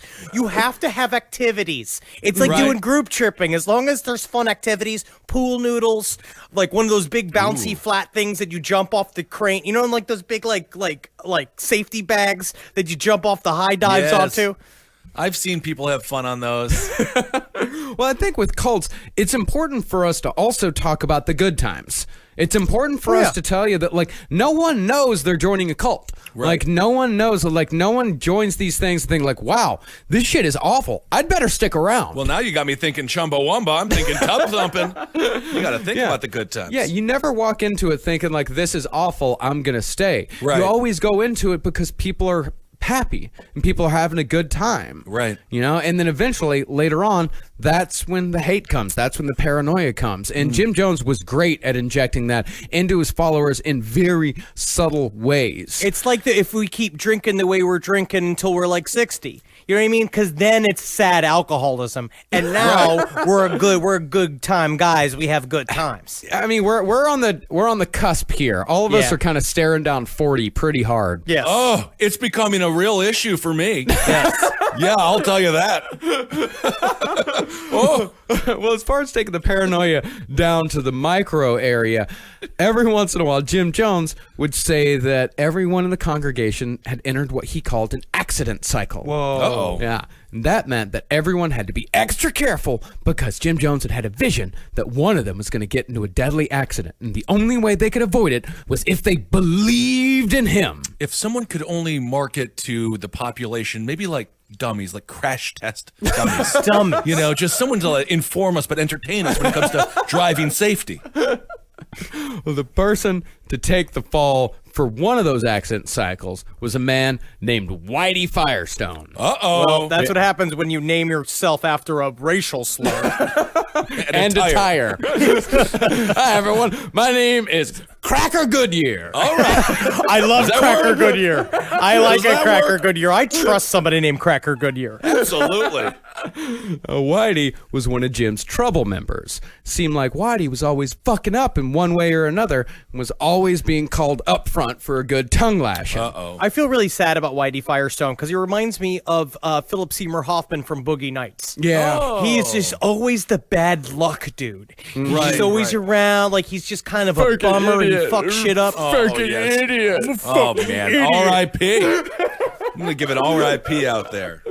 Well, one night after a particularly rough dressing down in front of the whole congregation, Whitey accidentally drove his entire family over a cliff. Quote unquote accidentally. I honestly do believe that it was like, it's not an actual suicide, but it was like a thing. Like he just kind of willed it. Yeah, I think it was with Whitey Firestone. I was like, I'm fine with this. Like he can kind of let his driving hands get a little looser because they were in a valley, Yeah, so of there were course, a that's what I'm ton. Like these roads were actually You think he very did it on dangerous. purpose? Well, I don't know if he did it on purpose, but I think he was could've- fine with it.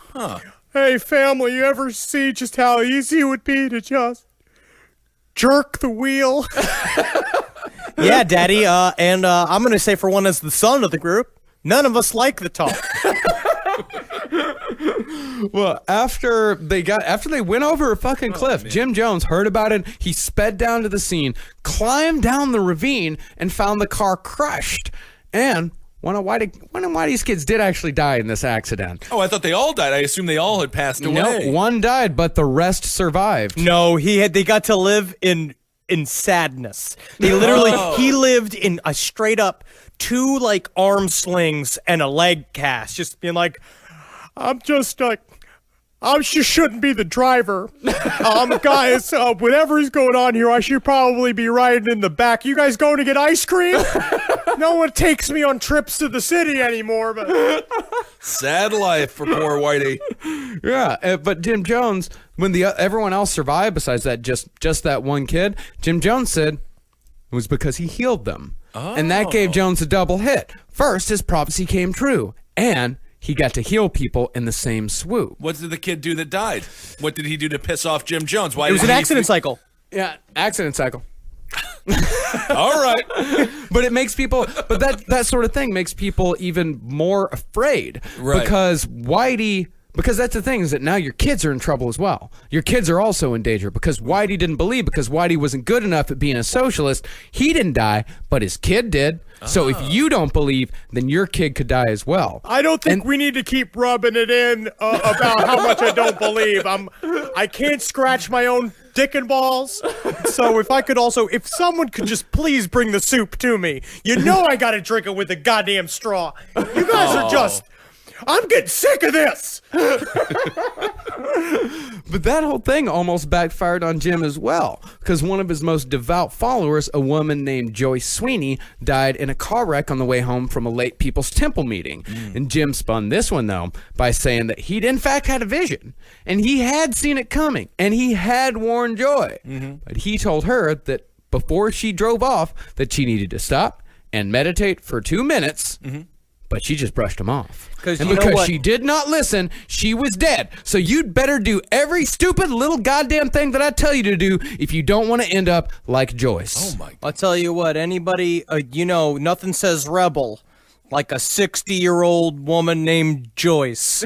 Yeah. Nobody shirks the rules more than elderly Joyce, who then said, like, fuck your meditation, I'm gonna go catch some dick. And then she hopped in her motorcycle and vroomed her way to heaven. Yep. James Dean had nothing on her. Well, those little bullshit things. I mean, that's how Jim Jones got even more control over him. Right. You know, because like meditating for like 2 minutes, and like say, he told him, it's like, yeah, if Joyce would have just meditated for 2 minutes, she'd be alive right now. But because she didn't, she's dead. So if I have something stupid that you don't understand, that you think you shouldn't be doing, or that you think is an idiotic thing to do, you better do it, or you could die. You're thinking about it? Don't think about it. Yeah, so again, he flipped it and reversed it, and he gained even more control.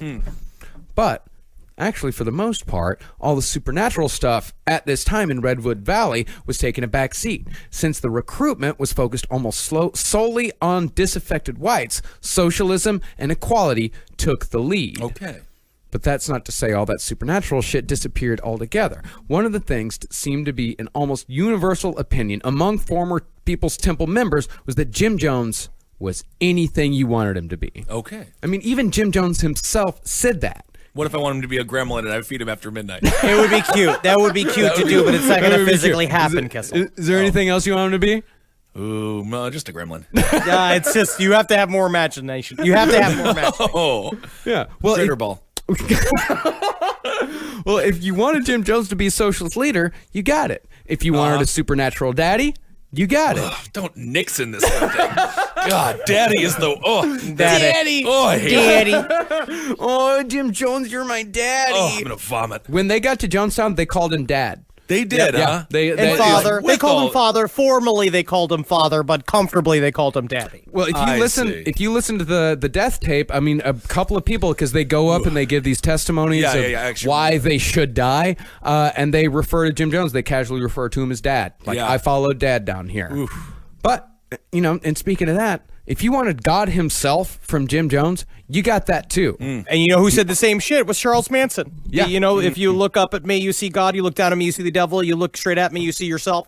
They understand what they do. And when later on, his sermons are going to get so rambly because there was thousands of people in the congregation, and he's just saying like a paragraph for each person that's there for a different reason. And so people just don't remember the shit that didn't pertain to them. They just remember the stuff that they agreed with. So he's got a whole quilt work going on here. Different needs for different people, and Yeah. he addresses them. Yeah, a huge quilt work, and it doesn't matter what contradictions he has. I have to say, though, I don't think anyone referred to Charles Manson as daddy, because that is, he does not exemplify fatherhood. no, he's No, not no, a no. paternal figure No. in any way whatsoever. No.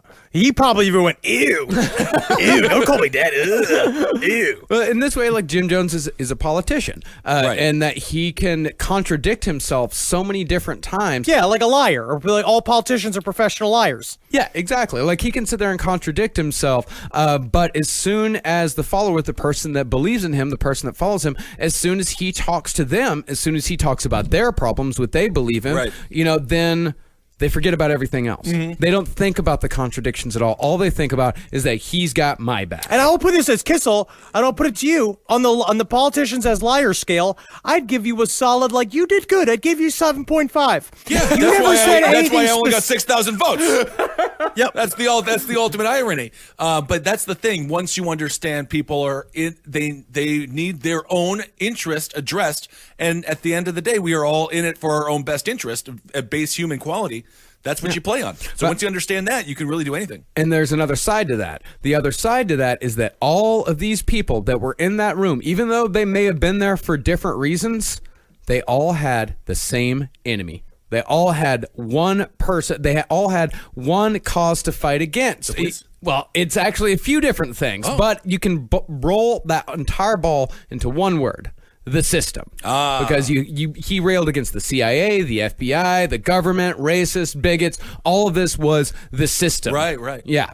And all of that could also be balled up in one other word, Satan. That Satan was the system. The system was Satan. So that's always how maligning him, always attacking him. He never gets to tell his side of the fucking story. And again, if he's bad to them, he can't be all that bad, really. You know what I mean? I don't like it. I hear he's part of the system. Oh, he's not. Ooh, I'm gonna put up a statue. Well, that's how. Yeah, well, he could also bring in both sides by saying Satan. Is that if he said Satan, then he brought in the Bible thumpers. Right. But he could also bring in everyone else that wasn't religious, bring them in by saying yes, it is Satan, and then turn around to them on the other side of his face and say I'm talking about Satan. It's just like a metaphor, right? Right. And then you turn over the Bible thumpers and say the Satan of the Bible, and then turn back it was the exact same thing. He was just saying it in two different ways, and everyone was buying it. He's the mayor from A Christmas Nightmare Before Christmas. Yes, Nightmare Before Christmas. The mayor from Nightmare Before Christmas. Great character. But even though all this was going on, People's Temple struggled in stagnation for about 3 years. Small growth was happening, but it was very slow going. It wasn't until another assassination happened that Jones saw another opportunity. Because this man knew how to take advantage of a situation. Mm-hmm. So about 2 weeks after Martin Luther King Jr. was assassinated, Yes. one of San Francisco's biggest black churches held a memorial service open to the public. Jones caught wind and brought damn near his whole congregation in a caravan of busted up cars and vans. He knew his people really, really well.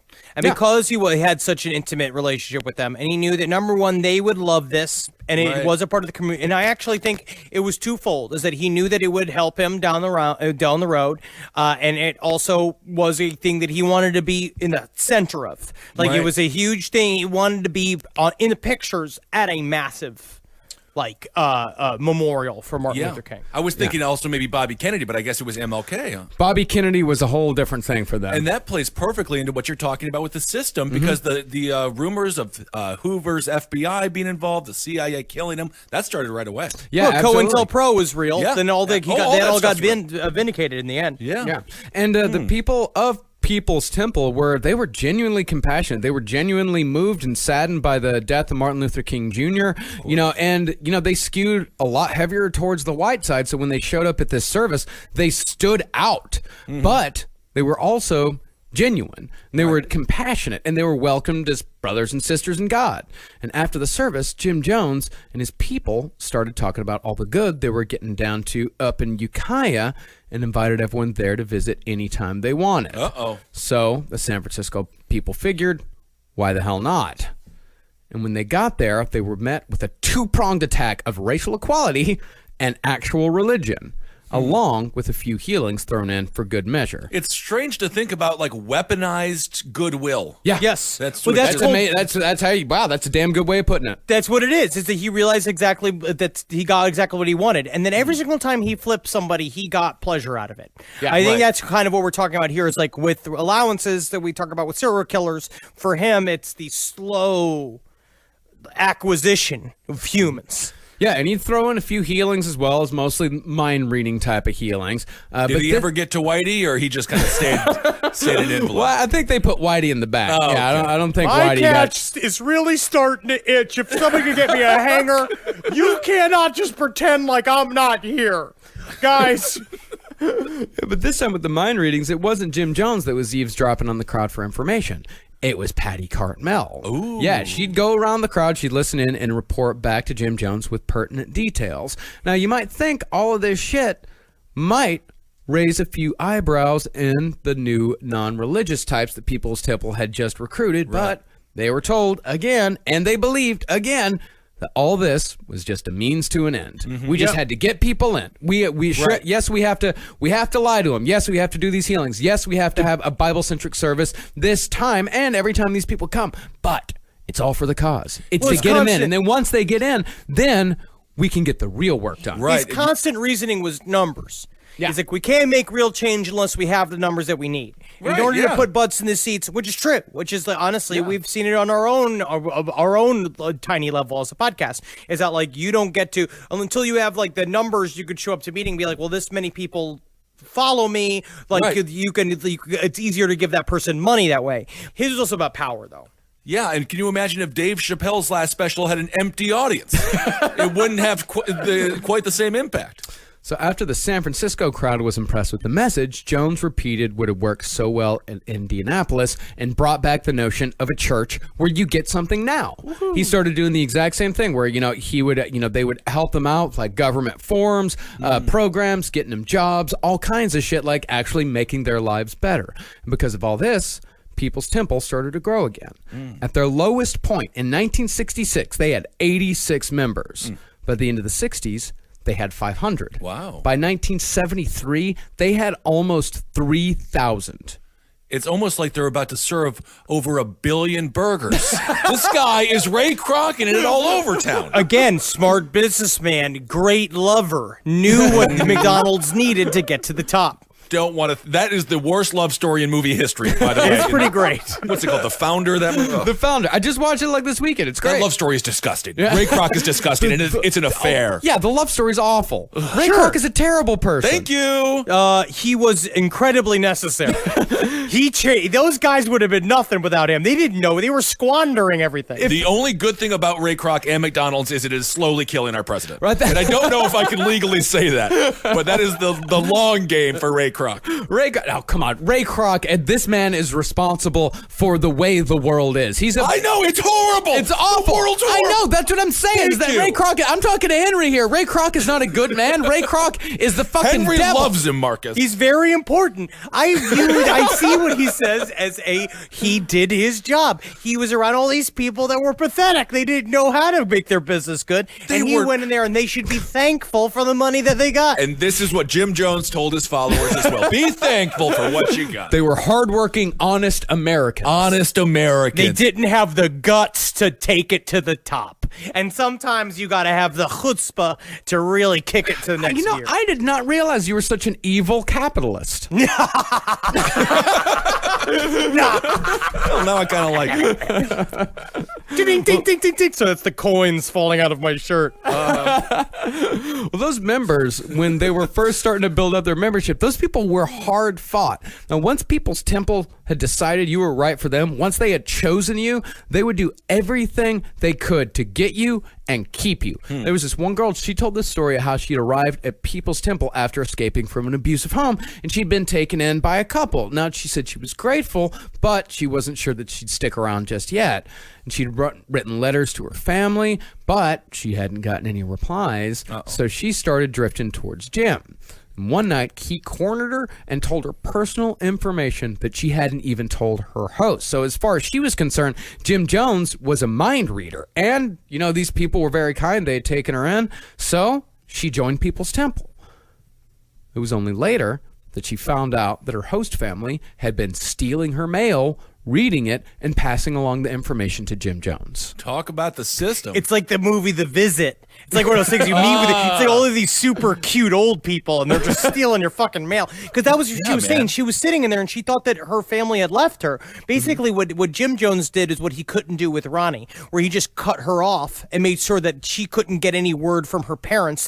So she thought that she was just sent adrift, but she was getting letters and sending them back and forth, and they just kept it away from her. Oh, that's very sad. Yeah, and Jim had a name for this, for doing shit like this. He called it situational ethics. I honestly think, Kissel, you said the same thing to me about 4:30 in the morning in a hotel somewhere in the middle of this country. We were both 19 bourbons in. And you're like, situational ethics, as you were like taking stuff from the hotel and putting it in your Well, bags. that is actually fine because you're paying for the room and what's inside of it other than the bed and, of course, the television. Yeah, and these followers, they went along with it. And they also started going along with other crazy shit that Jim Jones was starting to say. In 1968, he started claiming that in past lives, he'd been Buddha, Jesus, Gandhi, and somehow both Lenin and Marx. Oh, Well, it's because he's working on the Scientology timelines where you could be two people at once. okay. Yeah, and these sermons, which People's Temple, by the way, they didn't call their sermons or services or anything like that. They called them meetings. Okay. And these meetings would go on forever. And most of the time, the doors would be locked, so nobody could take any sort of bathroom breaks.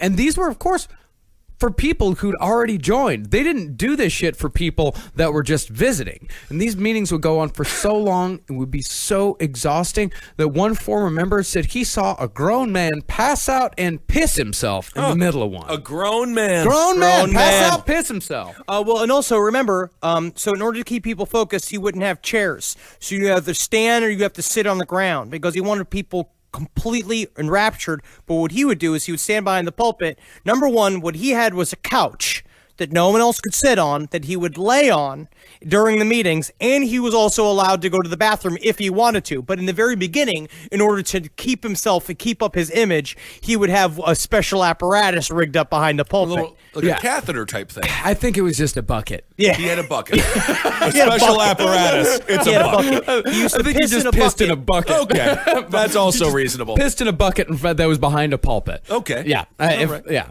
But let's let's just hear an excerpt from one of these Redwood Valley meetings. This is just the sort of shit that he would do to fill time. Thinking the other day, just a few services back last week, one of my brothers came to me to show you that there's nothing lost in this consciousness. My brother John back there, you were concerned about something that was lost. You were so concerned, and you lost it miles and miles away. Well, my spirit retrieves it for you today. Come and take it. There's nothing lost.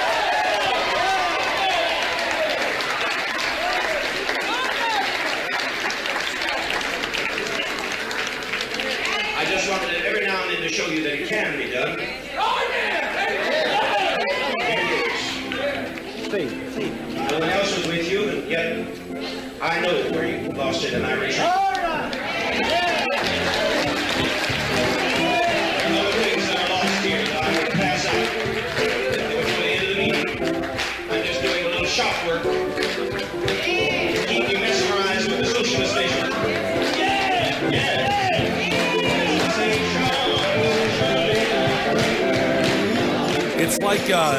It's like Rage Against the Machine with ragtime music and a preacher. So It's much very fun, interesting. honestly. I wish I could do a lot more on this show of being like, and that's when a pussy fell off, and oh, yeah, we found it in the river. We found it in the river. Like, I want to go a lot more transitioning to gospel songs.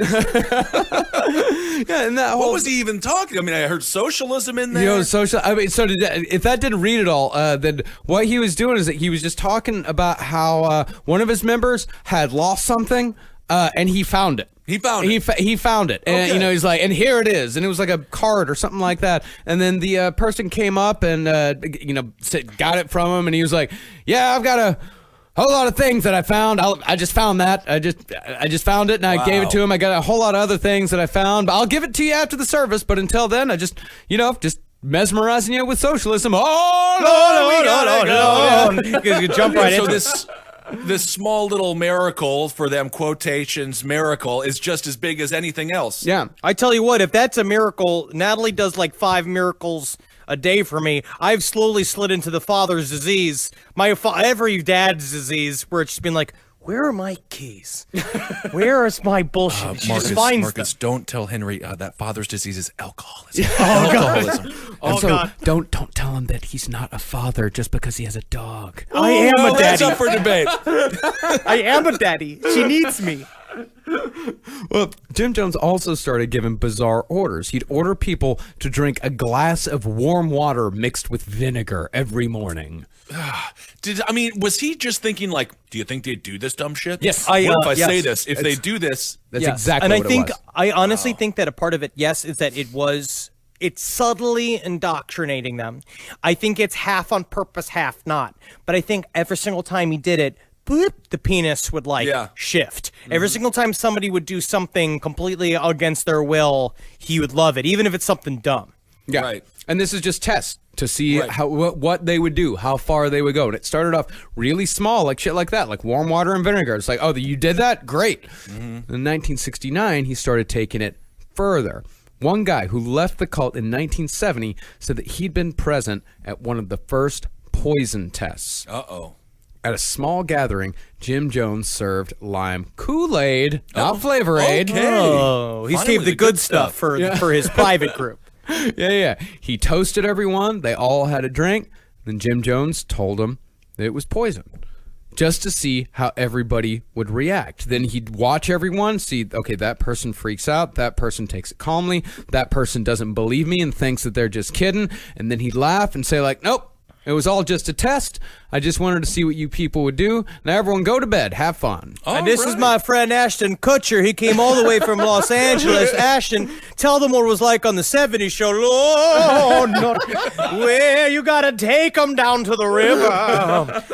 Now this is the 7th song about rivers that we will sing today. That 70s show is the closest my hometown ever had a TV show to having a TV show based off of it. It's called Point Place, and I'm from Stevens Point. Wow. And it's Wisconsin. That's And I'll mention Mimi Bobek once again. Also from Stevens Point, Wisconsin, from the Drew Carey Show.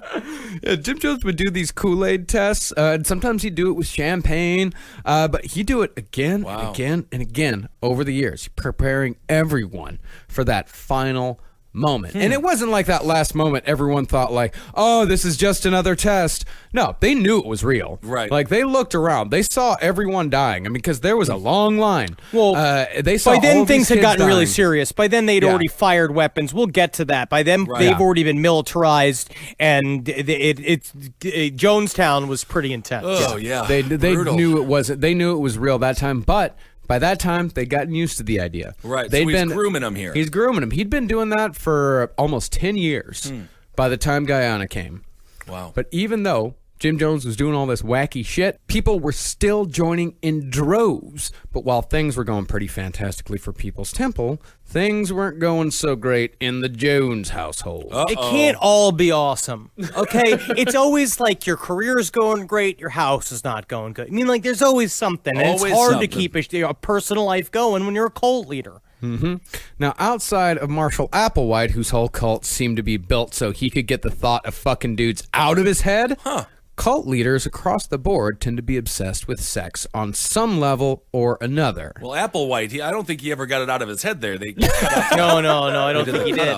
Yeah. I don't think he did. He did cut his fucking penis off. Yeah, I think Yeah. that means it's on the forefront of his mind. Yeah, he did cut his dick and balls off so he wouldn't think you about dudes imagine? anymore. Just imagine being that angry at part of your body. I have been upset Very at straight. it, but it needs to be there. I have to have it. It's the only thing I can trust. Well, for some cults, like Children of God, sex was the whole point. Yeah, they were gross. Yeah, good, Kissel. You're right. They were gross. They Oh, were how gross. icky it was. It And definitely was super icky, It was sticky over icky, there. Henry. I'm sorry I don't have a callous soul like you do. I'll still say it was gross. Yeah, everything centered around sex to a disgusting degree, and all the members took part, again, to a disgusting degree. For other cults, it was more about gratifying the man up top and the man up top alone, and People's Temple was definitely more of this variety. Now, we all know that Jim Jones had always been a horny little devil. Yeah, he has been. He is a naughty little pappy, isn't he? A hot daddy. You know what it is, too, about the sexual impulse for me is like it's very much so. It's almost like cult leaders or even a more practical version of a serial killer, where it's very similar to the Leonard Lake, Charles Ng keeping a woman in a castle, like keeping a woman in a jail cell to do whatever, or like how Jerry Brudos wanted to keep women in a cave so we're going to do whatever they want for them, but they didn't have the work ethic to create an organization where you can do just that. Where it's actually like an 11-year-old's boy impulse of being able to just like take clothes off of toys and shit. Different kind of 11-year-olds. You didn't do that? I'm Teenage Mutant Ninja Turtles. I put clothes on them, weapons. But you didn't. So you didn't have For any- wrestlers? Yeah, but you never had any girls around, so you didn't have any we Barbies had- around. No, we had some Barbies around. So you never stripped the clothes off the Barbies and kissed Well, we the didn't have breasts. that many Barbies around. No, I guess there wasn't a lot of girls. We did have a missionary couple stay with us. They had a daughter. But we would play Teenage Mutant Ninja Turtles versus Barbies. When you say missionary couple, I just imagine they're always not. inside each other. No, they're not. They were helping. And they're just riding, the woman's riding him around like he's a horse. But I understand it's a very common idea. Well, speaking of sex like that, during sermons, Jim Jones would casually just talk about how he'd bang Marceline up to 5 times in a single night. All right. Such was the power of his virility. Okay. But in reality, their sex life was almost non-existent. Are you telling me a man is lying A about man- how good he is in bed? Yeah. Shocking. Weird. See, Marceline, through no fault of her own, had a bad back, which, by the late 60s, had made sex impossible. And that's when Jim Jones took a preacher's daughter named Carolyn Layton as his lover, who is described in The Road to Jonestown as having had a, quote, grim Pentecostal essence. Yes. Well, I want to marry her. he I picked love this, that. He picked this lady because of her qualities. It is very similar to L. Ron Hubbard. With her, again, same thing. The reason why he picked Marceline, it wasn't necessarily like she was the hottest of the group or she was the most willing. She was the one with the skills that he needed to back him up. Yeah, I mean, she didn't just replace Marceline as a lover. She replaced him as what, Patty Cartmel's son might call Jim's go-to guy. All right, go-to guy. Yeah, because I think it's because Jim knew that Marceline didn't have the stones for what he actually wanted to do. Because Marceline, she was a good woman. But you know what? I'm just going to throw this out there. It also takes courage not to kill 900 people. Yeah. Well, that's what I mean. Like, she didn't have the evil stones, because there are good stones and there are evil stones. And what Marceline had, she had the good stones. All right. You're a doctor, aren't you? I knew it this whole time, Marcus. Like Marceline, she don't got like evil stones. Like Marceline, she got like good rocks. Yeah, Joe. Tell him how the stones work. Yeah, you know how it goes. He's a doctor, which means he goes around grabbing girls by the breast saying, hey, you want a free mammogram? Oh, I see that. I like you're deflecting that. Oh, this is how Italians speak, not Texans. Very interesting. Well, Marceline, as far as like having the courage to stand up, you're not going to say the stones again? No, I'm going to say the stones. I'm going to say the courage. I'm going to say the courage because I'm about to turn into something serious here. Sorry, I got a serious point to make here. All right, serious. All right. You fuckers ready? All right. All right. So, yeah, I mean, Marceline, she had the courage when the Flavor Aid was being passed out. She had the courage to stand up and try to stop it. She had to actually be restrained when they were giving it to the kids. And we have evidence of it. It's in the tape. Right. So let's listen right now to Jim Jones trying to calm her down. Mother, please. Mother, please, don't do this. Don't do this. Lay down your life with your child, but don't do this. Ooh, God, you hear those babies screaming. That again, you have to remember. As we talk about the episode, we forget, at least it's important to remember that how horrible it was there. And that's how Marceline reacted. But Carolyn Layton, she helped stir the vat. Good Lord. This affair, it started with Marceline's full knowledge, as well as with the knowledge of their whole family. Jim Jones actually sat down their kids and told them that he and Mommy weren't having sexual relations anymore, so he had to take Carolyn, who you should all think of as a special friend, to fill his needs. Because she is Father's most special friends. Because, let me teach you this lesson. Imagine semen as a bunch of prisoners inside of a horrible, wrinkled prison, and that Carolyn is like she's freeing them from jail, all over the beautiful vacation spot that is known as her breasts. And that is a thing called a pearl necklace. Kids, it's not just jewelry. Just cut to them, just horrified faces. Poor kids. Now, as I said last episode, I think of Marceline as the first follower of Jim Jones.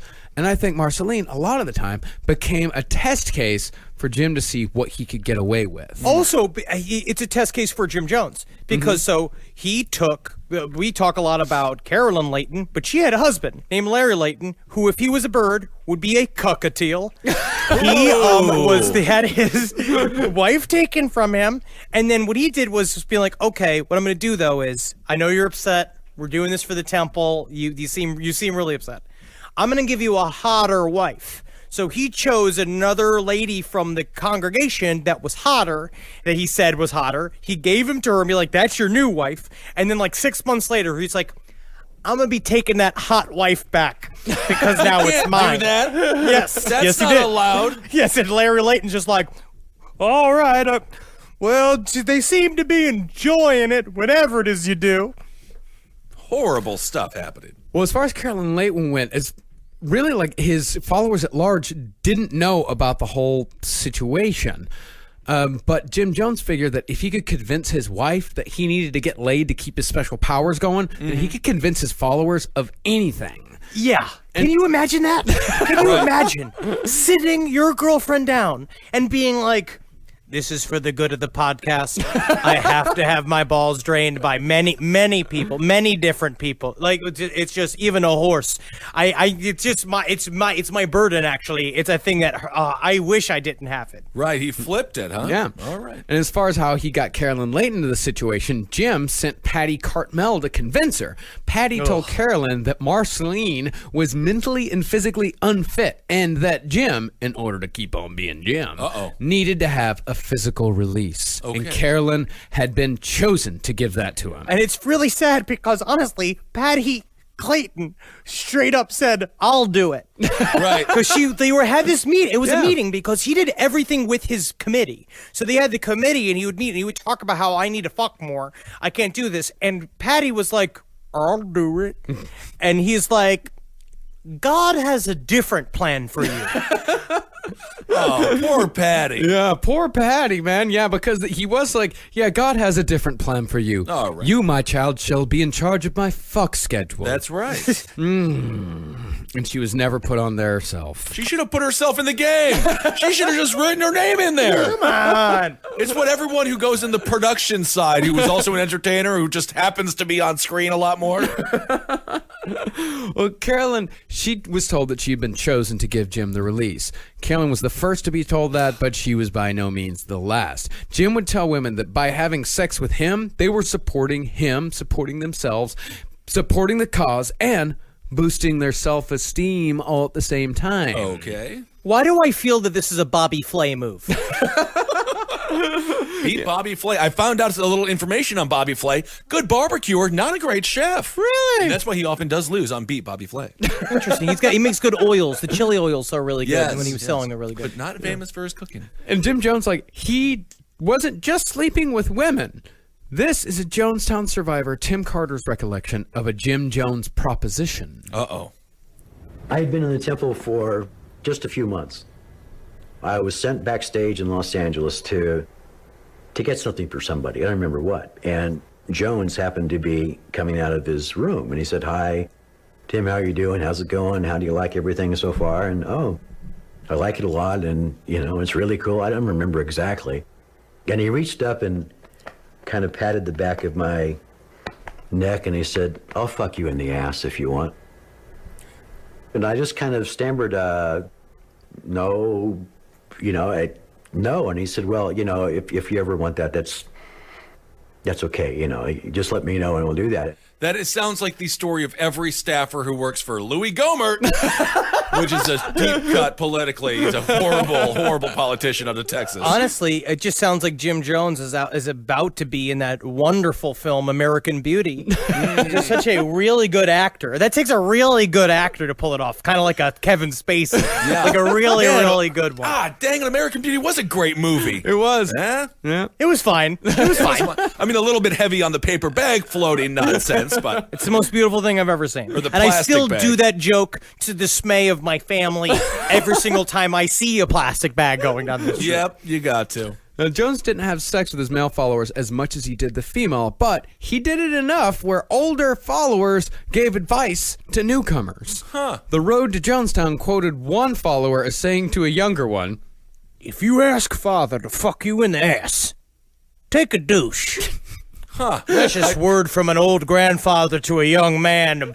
It's called disgusting advice. I write a column every week for the newspaper of the congregation. That's either an elder in Jim Jones's church or a grip who worked on the Andy Dick show. Talking, of course, Well, about it's Andy straight Dick. up because Jim Jones would get really mad if you got shit on his dick. And that is true. yeah. But, I mean, If you got it on his dick. But you- Because that's he what got it the- is. it's, You got it on his dick. If Got it you're, on his if dick. you're working on cars, you're going to get greasy. Do you say that? Have you ever said that to a loved one? He's doing that. No, just feels like, why is he mad at me? I told you going into this, Jim. It's been a rough weekend. Anyway. Now, you think that all this would translate into Jones having a progressive view on homosexuality? Sure. But true to form, it was anything but. Really? This is another clip from that PBS documentary. Jim said that all of us were homosexuals. Everyone except he was the only heterosexual on the planet, and that the women were all lesbians and the guys were all gay, and so anyone that showed any interest in sex was just compensating. He sounds like a South Park character. He's the most juvenile thing I've ever heard in my entire life. I will say this: gay guys don't say that. You know what I mean? I'm the most heterosexual guy of all time. That guy is straight. And you can tell he's straight because he says, I'm the only straight one. You can say that everybody else is gay, and they're just forcing him. Because that's really what it is that he has all these followers because it's the butthole runs. He's like they walk around with their buttholes completely open in a plank position, just shuffling back and forth on their elbows and knees, just begging for it. They call it the vase walk. Oh, my. He reminds me of the that shithead kid from World's Greatest Dad. Yes. Oh, yeah. He just calls everyone gay, and you're just like, what is wrong with you? I don't listen to heavy metal music. It's gay. Why? It's gay. So in the late 60s, Jim Jones wasn't much different than hundreds of thousands of spiritual leaders and politicians who had come before. Yeah, I'm actually surprised by this anti-gay thing. I did not think that would be with the unity, with all this stuff. He's very progressive on certain things. Well, it's because he is gay, because he's at least bi. He's very much trying bi. to fight it. I think he's very much. That's always the worst. Well, it was kind of weird because one of his followers, who was gay and wanted to live in an open gay relationship, Jim Jones was like, "Nah, you can't do that. But what you can do is just go down to San Francisco, go to a bar and get fucked every once in a while. It's fine. If you want, I can fuck you. It's fine. But we can't have it.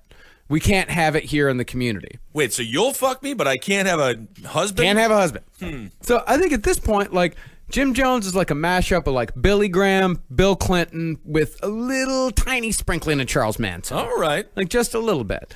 But around 1970, the secret ingredient that turned Jim Jones from just a personally shitty person into a full-blown monster came onto the scene. What happened?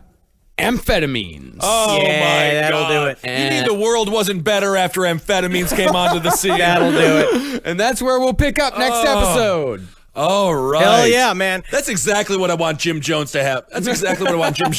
Just more energy. That's what I've always said. Well, you have to just. It makes you very productive. I heard that's one thing about at amphetamines. first. Well, I was reading a thing about meth. They were talking about how crystal meth is one thing about it. The reason why it's such a tricky drug is that when you first start doing it, you feel incredible and you just start doing chores around the house. Yeah.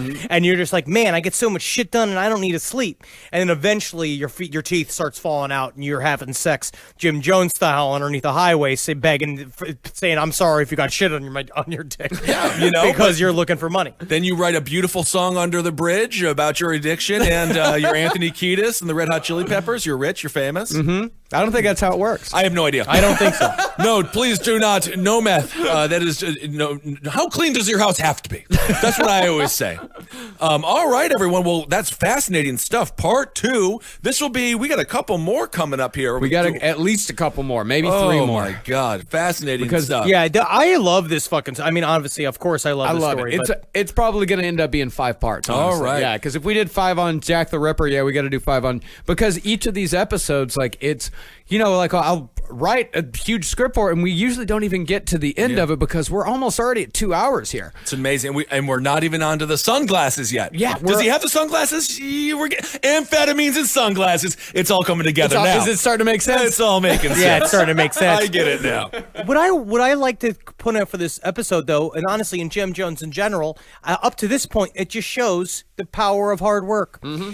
And for me, my horoscope for Taurus said that 2018 is going to be the year of hard work, and I believe that this is the year I'm going to start sowing the seeds for my own cult, because retirement's not going to last for us. Right. And the stock market's going to go down. So this is my retirement plan, and I'm going to come out and say it so that none of you are confused when it goes down. But we're not going to kill ourselves. We're not. I promise. Do you get to keep all of your genitalia?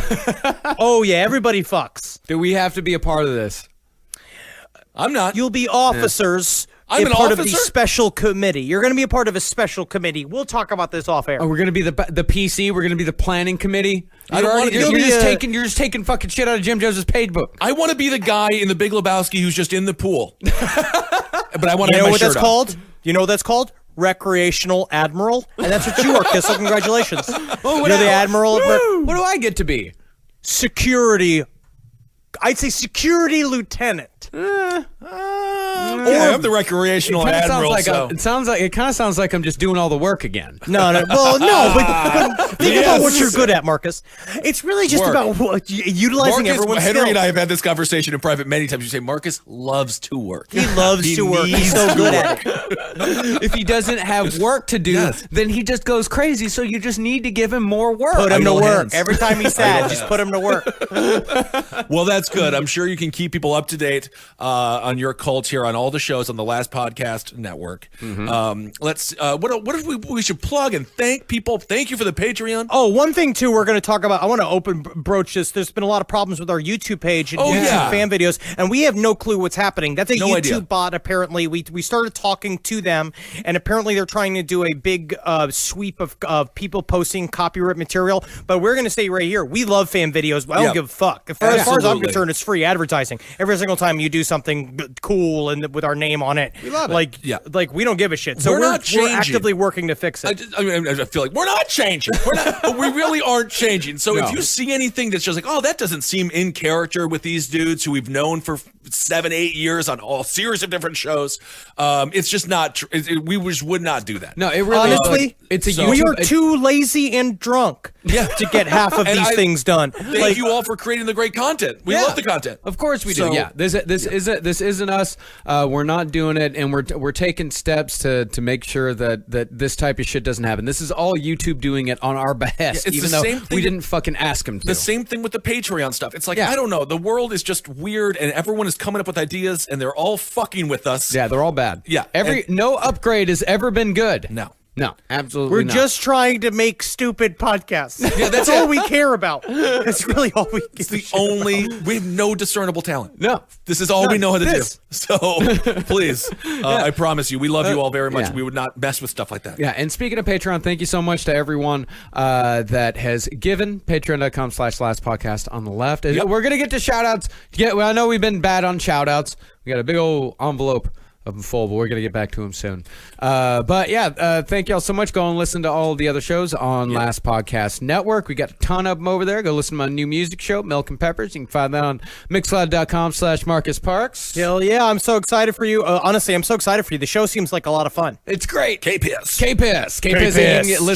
You can listen live every Tuesday on kpiss.fm from 1 to 3 p.m. Can we Eastern. announce that we're going to bring that thing back that we were doing for AdultSwim.com?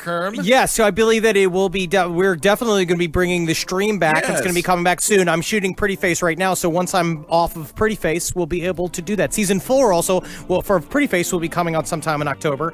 And check me out on Crashing on HBO at 10:30 on Sundays, which is now happening. There it is. So Very cool. So do that, and then follow us on all of the these suicide machines that technically we need to fucking get off of, but it's good for now. We need the numbers. For at Henry Loves You on Twitter, at Henry Loves You, at Marcus Parks, at Ben Kissel, at Instagram, at Dr. Fantasty, at Marcus Parks, at Ben Kissel, the number 1, and follow us at for Last Podcast on the Left and all your fucking Last Podcast feeds at LP on the Left. There it is, and thanks to all for all your support in all of our endeavors as we branch out a little bit as well. So you guys are awesome, and it's great having people come with us. You know, That's wonderful. It's I very love it, very man. fun. Hail yourselves, everyone, Hail Satan. Gilgeen. Hail me, please. and a Magustalations.